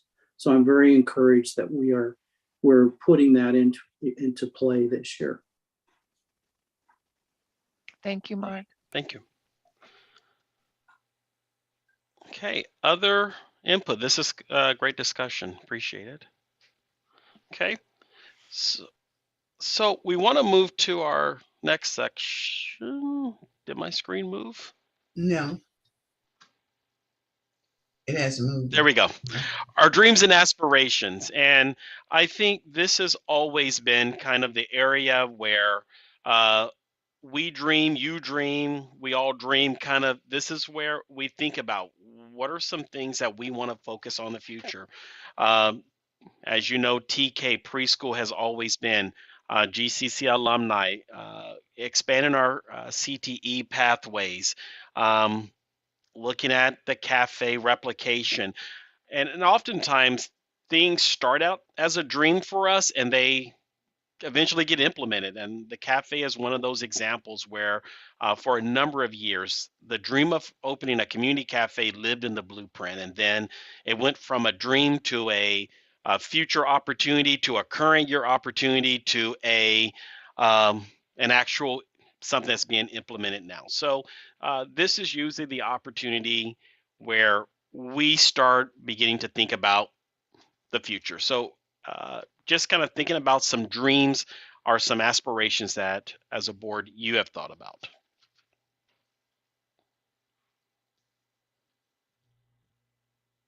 One of the things that we have talked about and thought about and talked about was the art.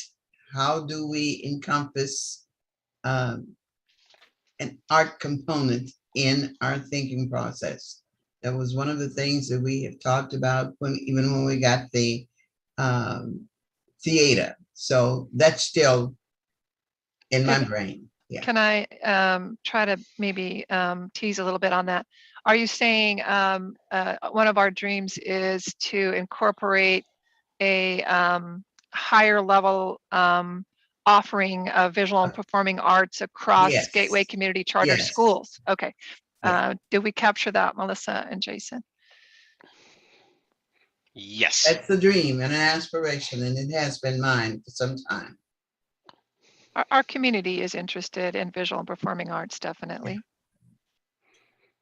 Whenever I go to COA elementary and see the caliber performances that's there, and I think that could be any of our schools in the organization, just somewhere to do it and people to do it with. You know, I'm going to put this here, and Jason is going to get mad at me, but I'm also going to put out here that I have had a dream since the start of HLA about a group of Del Paso Heights wisdom peoples. And we talked about this, Jason. Do you remember this?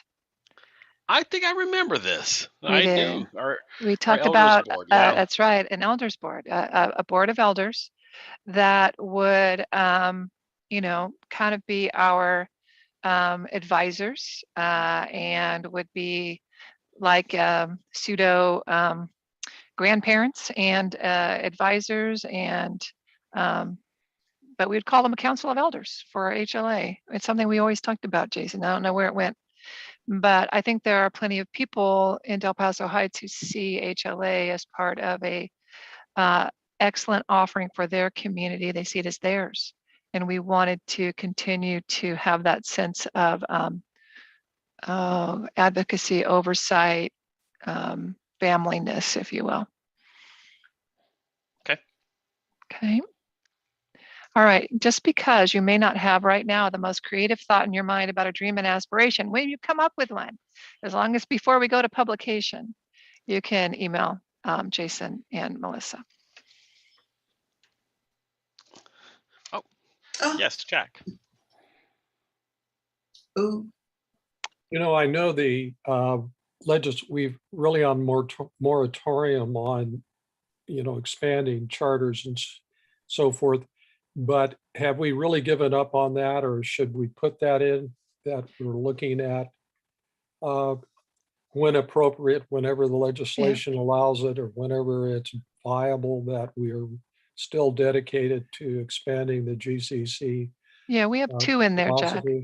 Yeah, we have the IB High School in there as a dream and aspiration, and we have a seat-based, project-based offering of SAVA in there as a dream. So we have two of our charter dreams in there, future dreams. So new charters, not just no, those are both. Yeah, those are Okay. both new ideas. Yeah. I noticed that the news had the charter school that was struggling for survival, and lately I'm not sure if I know some charters are struggling right now because they're suffering declining enrollment and so forth. I'm not sure if we could look at becoming an advocate in the Sacramento area, although it's almost counterproductive to work with people that are competing with students for us, but helping the charter movement and so forth. But anyway, I'm not even sure how you would word that. But Yeah. I know there are some charters that do not have the resources we have or the support we have. And it's unfortunate that the parents would then lose that opportunity. And without going into a lot of detail, the school that is going to lose its charter started out as a conversation with us to possibly partner with us to administrate and grow that charter. And the entity, the district involved, chose to go in a different direction despite some feedback we gave them about the individual they chose to work with. And the concept for the charter never really received enough momentum to create viability for that district, unfortunately. And there will be 40 students who will be displaced, it appears, because of it. And we certainly always, Jack, present ourselves as people who understand charters, and if there's anything that we can do to help, we would help. So. Yeah. Okay. All right, if there's nothing else, we are going to move on. Just kind of checking in, Jason. So we still have best practice governance we're going to do, and then self-evaluation of the board. We're going to take a break after that before regular business, correct? That is correct. Just so the board can know that we are going to eventually give you a break, but we're going to go to best practice governance right now. I do want to affirm Jason for his great work in shepherding the feedback for the blueprint from all the entities along with his department and others, and also for the great work that he's done in getting to detail on the strategic plan. So, as you are aware, all of our charters and all of our important organizational documents tell the world that we will follow best practice by doing annual governance training of our board, which is what we're going to do right now. This particular best practice governance training is based on a book by David Campbell and Michael Fullen called The Governance Core. I don't know if you can see it because of weird backgrounds, but there you go. It looks like that. And so we're just going to go through some of the key components that are from this book about the governance core.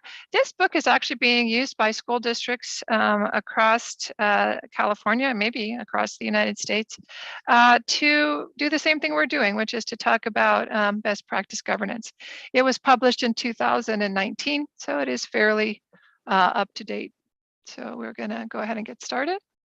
So first of all, it's really clear that we need to have both good politics and good governance with a systems perspective in both areas. And that's the future of education, is this sense of how do we marry a systems perspective around the politics of governance as well as just the practice of good governance. And the governance mindset is the core understanding of the basic principles of governance, and that's systems thinking, strategic focus, a willingness to be open to deep learning as individuals and a board, and just to understanding the manner of governing. And it means that we're always keeping our focus on the children and the students' outcome, that we're watching the budget, that we're keeping a focus on our long-term goals, building and maintaining a strong governance infrastructure. We support staff through creating a positive organizational culture. Your role is to hold the organization accountable to the community you serve and keeping the constituents of the organization informed and up to date. So these are components of a governance mindset. And the value of the board is in this strategic oversight and support that you provide. The board provides the passion, the drive, the commitment to achieve the moral imperative. And the moral imperative is about our students. And because you're working on that high level passion, drive, and commitment to achieve the moral imperative, you can do that because you're not distracted by the day-to-day administration, which is done by staff. And this is what the board does, that is purposeful action according to Campbell and Fullen. So in the book, it talks about this, that our vision is of a governance system, which is board and superintendent working together as a cohesive, unified team with a common vision driven by a moral imperative. So this is what they paint as the picture as they begin to discuss governance in the book. And I think in the GCC, we have done a good job of having not only the superintendent and board working together as a team, but the leadership team as a whole, cabinet, principals, others, very cohesive and unified around our vision and our focus on students. And it goes on to say that moving from a conceptual understanding of the moral imperative to a well-developed, transparent, highly focused set of policies and goals. So it's one thing, as we saw earlier in the day yesterday, about vision without action is just a dream, right? So this is that same idea, as we've got to move from what we know is the moral imperative, which is we care about the outcomes for every single one of our students. We've got to go from there to the well-developed, transparent, and highly focused work of policies and strategy, like what you just saw from Jason moments ago.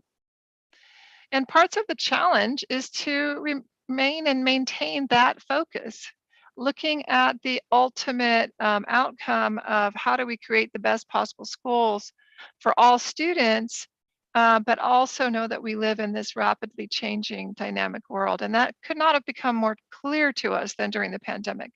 It has been such volatility, and it is really easy to get bogged down with taking care of today's masking initiative and tomorrow's vaccine issue.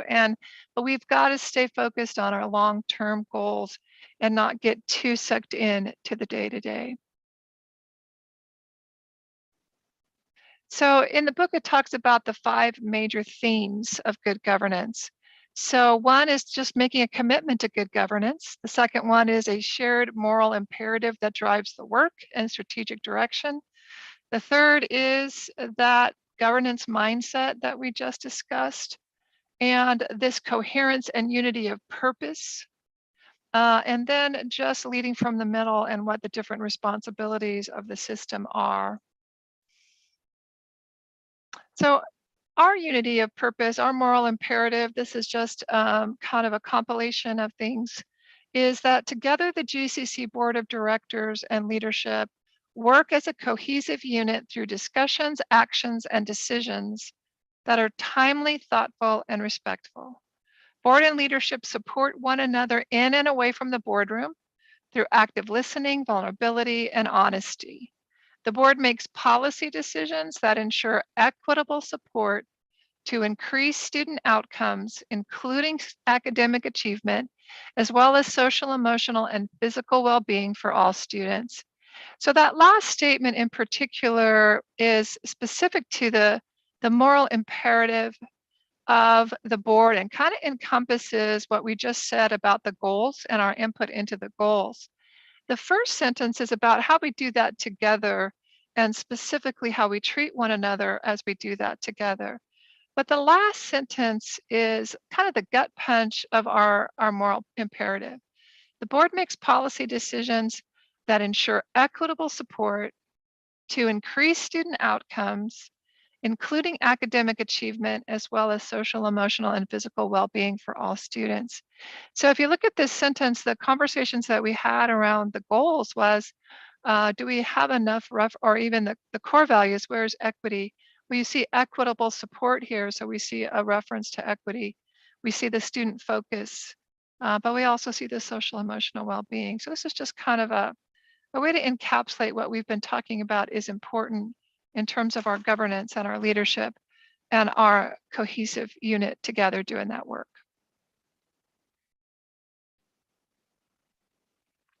So in the book that I referenced, it talks about the responsibilities of the board, which are 1, to establish strategic direction and outcomes, 2, to provide ongoing policy direction and approval, 3, have stewardship and support of our work as a district or organization, 4, have oversight and accountability, and 5, community leadership, which is about being a voice in the community for who we are and what we do. It's a bit of the picture of it from what you just saw. It just shows the interrelatedness amongst those 5 things that we just addressed as board responsibility. So under the area of policy direction and approval, the board is the board's ongoing strategic policy direction is clustered into 2 main areas, fiduciary and programmatic, okay? So under fiduciary responsibility, this is where you're responsible for the financial health. You have to understand and be accountable for how the budget is going, resource decisions, use system thinkings and a strategic focus to be sure that sound financial decisions are being made. In this area is what encompasses what we did for quite a good space of time yesterday afternoon with Ms. O'Meara, our CBO, going through our January's governor budget, going through our multi-year projections, going through what our ADA enrollment looks over time, going through today our reserve policy. That falls under fiduciary responsibility. So certainly those are ways that you are achieving your goals. Programmatically, it's about plans, agreements, contracts, frameworks, all of the good stuff. Some of this is the stuff you saw today and yesterday from Dr. McCormick as well. And then under stewardship and support, it's the board's stewardship responsibility to use its authority in ways that directly reinforce the work of the organization. Okay, and one of the ways that you do that is to create and support a positive organizational culture. The demeanor of the board has a powerful impact, both positive and negative, on the morale of the staff and their ability to carry out their mission and vision.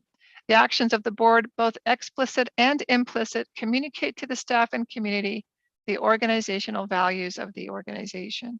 So if you read between the lines here, those core values that we were discussing, this is suggesting that the board is also aligned in how they act and show up and are with one another and with staff in relation to our core values. Of course, stewardship is financial, but we also saw that in the last way. This is more about culture and support and walking the talk of who we are as a GCC. And then under the area of oversight and accountability, I love this quote by Richard Elmore: "No amount of external accountability will be effective in the absence of internal accountability." So CDE and federal entities and others can say, you must do this, you must do that, you must have this plan. But ultimately, it's internal accountability to doing the right things for the right reasons at the highest level and best practice that will carry us into the highest level of integrity in what we do and who we are. So the internal accountability occurs when the board and the superintendent together ensure that there is individual and collective responsibility built in to our culture. The board members utilize deep learning to understand the context of board approved programs and data. That's what I see you doing when you're adding comments and questions as we share with you about things such as ELOP and ELOG and Williams Act and other new and amazing things. Emphasis is also placed on policies that specifically address health, safety, and security of our students, and also fiduciary, but we can't have one without the other. We have to be addressing children's health, safety, and security, as well as our financial responsibilities. And we're going to talk about this some today, at least a part of it. This last bullet is about part of oversight and accountability is that boards agree on a positive evaluation system for both the superintendent, who is their one employee, if you will, and for each other and the board itself. So we're going to talk about board evaluation process today as part of this. And that undergirding, if you will, that we saw in the visual picture about community leadership throughout, according to the authors Campbell and Fullen, it's a major part of the job of a board member to educate and inform the community regarding the work of the district or organization. Trustees' capacity is related to their deep understanding of the work and purpose and their commitment to talk the walk. So it is specifically here, talk the walk, because what it's saying is there's a need and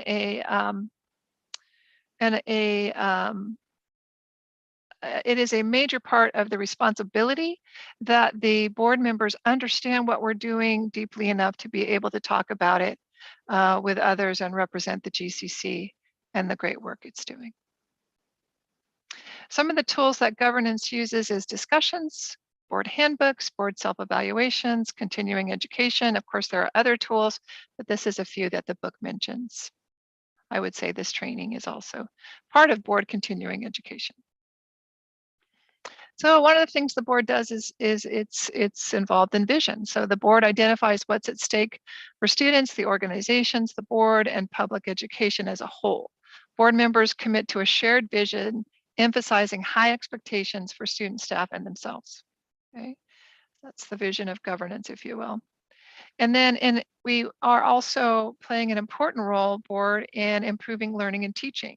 So the board plays a role in supporting supporting improvements made in the organization and on the campuses, particularly where the classrooms are using research-backed materials and methods.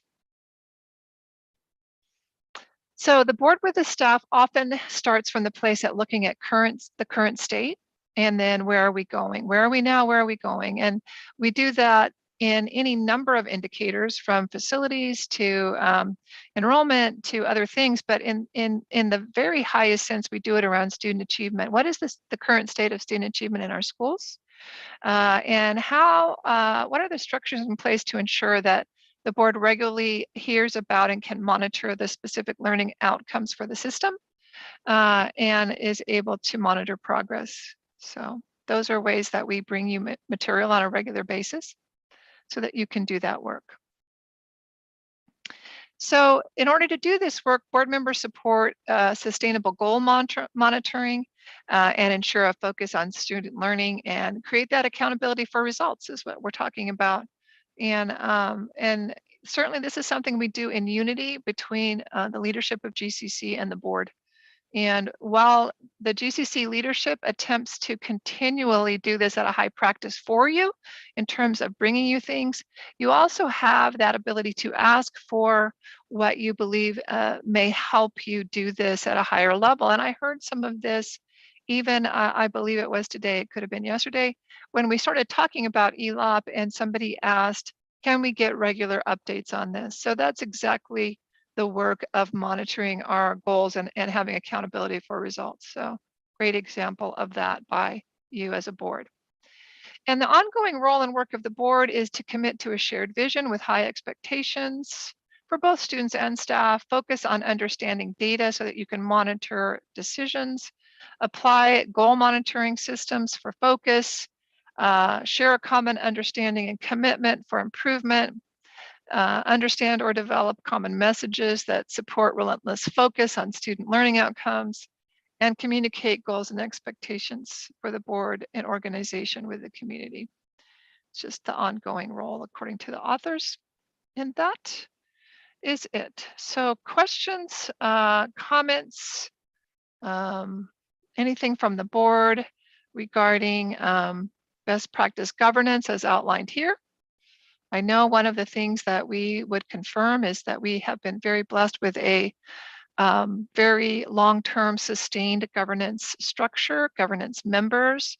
A number of you have had either roles on other school boards or within school systems, so I know you bring a lot to this role. Sometimes we do this annual best governance training to just to remind ourselves of what many of us know our best practice. So any comments by anyone? Harry? Yes, Harry. I just want to say this is great. This is all laid out. I like it. I love it, really. Great job. Thank you, Harry. There was one thing that you mentioned, talking about the day-to-day kinds of things. And then you mentioned the pandemic and policy decision, whatever. So much comes our way that sometimes you get lost in the day-to-day kinds of activities and you can't really focus on the policy and doing the things that the governor said you should be doing, because we're so busy just trying to keep our nose above the water from the day-to-day things. But I think we do a pretty good job. I do have concerns. I call in every once in a while and say, how are you doing?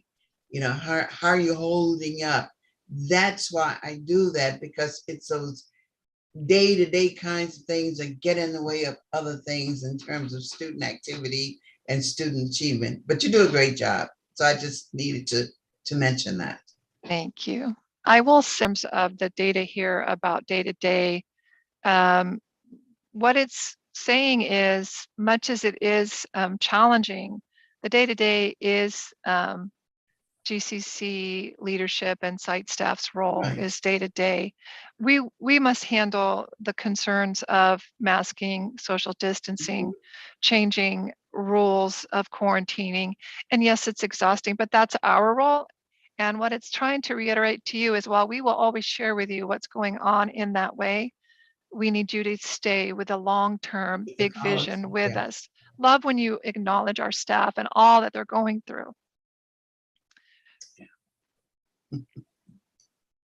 Anyone else? Any other comments? And thank you, Harry. This is information that's good for us each year to kind of hang on to and examine ourselves to see if we really are doing what we should be doing as a board. So I agree with you. It's pretty well laid out, and it really helps us to look at, are we functioning as we should as a board? So thank you.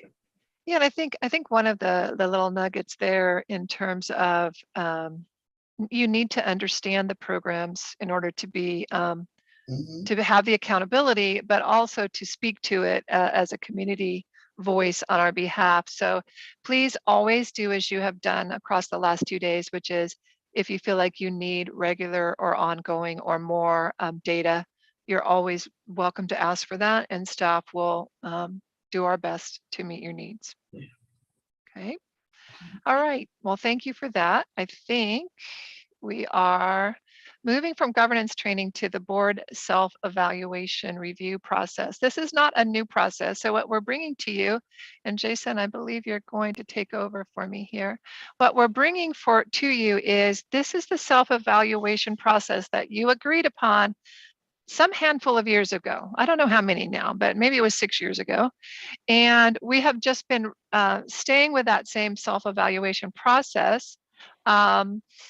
So we should review it and say, is it still working? I think that we did not apply it as stringently during the pandemic as we had previously. So we also want to kind of talk about the timelines we want to follow and how we might need to catch up if we did not do this effectively last year. But Jason, I'm going to let you take back over your screen and then let you lead this one. All right, thank you, Dr. Peterson. So just as kind of was shared with the board during the best practice of governance training, it is the board's commitment to continuous improvement, to self-evaluation. And so some years back, the board, you came up with kind of a process that you want to annually evaluate your effectiveness, your work together as a governance team.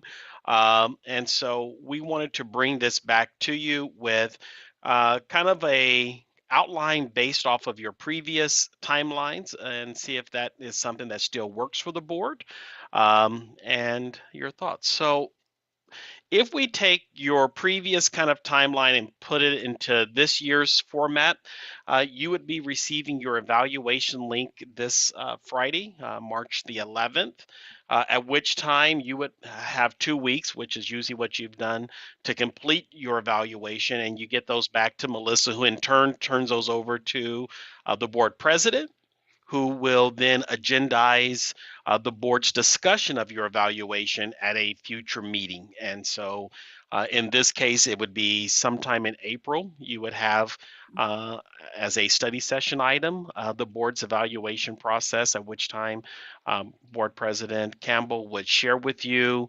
kind of your collective results. Again, it's a wonderful thing transparently to show that as a board, you're committed to evaluating yourself, your effectiveness in the work that you do as a governance team. If you just kind of to remind you, this is the instrument, and that's how it kind of looks. It was a survey monkey that was sent out to the board, and each of you kind of fill that out and turn that back in within that 2-week period. And then I believe Melissa has a way to pull all the data together for you and share that so that Ms. Campbell has a nice kind of graph to be able to show you as a team what your effectiveness and how you evaluated yourself. But that being said, we'll take questions or kind of your discussion around your timelines. I think the timeline is good. It pretty much follows what we've been doing in each year. As I recall, we have always done that and had about 2 weeks, and we continue to say, get it into the office so it can be compiled by her and then given to me, and we discuss it at a board meeting. This is what we said, and this is what we need to do. So board members, any one of you have any questions or concerns? It's the same process that we've used before. I mean, I think the timeline is the same. My question is, Jason, I know we don't have the whole thing on here, but how many questions are on the self-evaluation, Jason? So I have that somewhere here. I mean, I feel like it's about 20, yeah, 30 questions. Because what might be more useful is, are those questions things that are valuable information for them? Is there something that they should be asking that they're not? I mean, that's more mine. Have we even looked at the questions? Yeah, Bruce and I did. I think we went over it one time, took out a couple of things that we didn't think were relevant, and then added some. So we have done that since we have been executive board. Am I right, Bruce? In a quick count, you have about 15 questions. Are they very long? Because what I'm getting at is, do you want to read them? Sure. Yes, we can. Yeah, I love the way you said that. It had such enthusiasm about how you answered that. Absolutely. All right, Melissa's going to go ahead and read those for you. There we go. Thank you, Melissa. We're trying to get it up while we're talking. So. Yeah, it wasn't just that you were being sarcastic with me. Okay, good. So here are the questions from your survey. That's what we were trying to do, not necessarily read, but pull them up. And let's make sure. Can people read them, or does anybody need help? If I just don't know the. Mine are clear. They. Okay. Yeah. Any problems, board I members? can read it. I can read them. I don't need them read to me. I can read them. Yeah, okay. I can too. All right, good. I'm going to go ahead and scroll down a little bit as we go slowly so you guys can read through all of them. Yeah, you and scroll. Okay.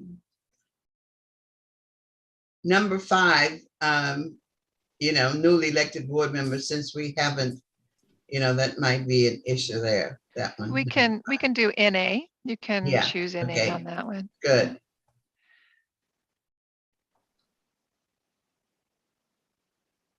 Okay, keep going. Yeah, so far I don't see any of these that don't actually fit what I just gave you in a presentation, right? No, not at all. That's why I said we went through it a couple of years ago and took out some that we didn't think were relevant, and the others are what we do each day, as board members. Yeah. With number 12, just for accuracy, you might want to put superintendent/CEO on number 12, and Melissa can do that easily in the survey. Or chair effectively in a Lisa. Okay, so is it just those 14? Yes, ma'am. Okay, Jason lied. He said there was 15. I think 15 is, what is your name? Okay.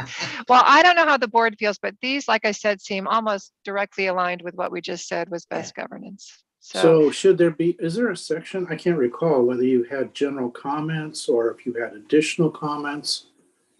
Okay, that's a good idea. If there isn't a section, we can put an open dialogue box where comments can be put in. And the only other thing I would say, and I'm not sure if I saw this, Jason, Melissa, was there a question related to being the community voice of, that part, remember? That I didn't talked see about? anything with the word voice in it. I don't know if it was voice. Jason, community, what was it? So kind of just the thought of being a community leader. We can actually add something about that in there. See, then I'll get to 15. That's right. I'll get my 15. Now we have 15. I'll get my 15. I would just go back to my presentation and whatever we wrote about, the board will be the community, know and be the voice about the community, whatever that was. Community leadership. And then unless board has something else, I would say, let's just make those changes and try to make our timeline. Is that acceptable to the board? Yes. All right. Sounds good. Get it in by Friday or so, and we have 2 weeks, and you see it's not. Right, and the other thing I would say is sometimes people feel like they have a struggle with the SurveyMonkey digitally in terms of, I don't know, maybe they have trouble accessing it or using it. You can always ask Melissa for support if that's the case, but we will move. Very good with that thing. Yeah, and understand that us bringing it forward was not in any way meant to be a saying that we weren't doing a good job at it. It was just to ensure, just like with best practice governance, things continue to come back. Nothing's on autopilot. Everything comes back to ensure it still works for us, right? All right, so with that, after best practice board governance is, we did board self-evaluation review. So here's where we're gonna have a break before we go to regular business. May I take a poll of the board to see if we need to have a break and if we can just move on through? Yes, Jack. You read my mind. I would suggest we skip the break and just go to the regular session. Not that I don't enjoy coming to today's meeting, but whatever's the will of the board. Bruce. Mark, I'm fine. Yeah, that's a great idea. We need to move forward. Staff is supportive of whatever the board would wish in this matter. So we would take down our PowerPoint, Jason, and we would move to the actual agenda itself for regular business, correct? Yes, that's where we are. So I think we're just about at that point.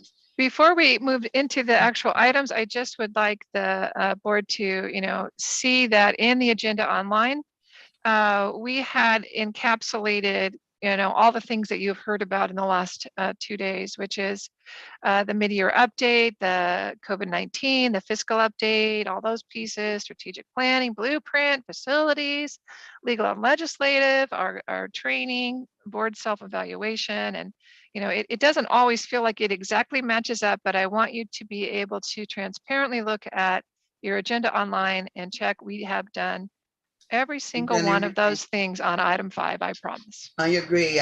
As we were going through, I was checking off each one from both days, and each one has a check that we have completed those tasks. So thank you. And now we move to the consent agenda items, our regular board.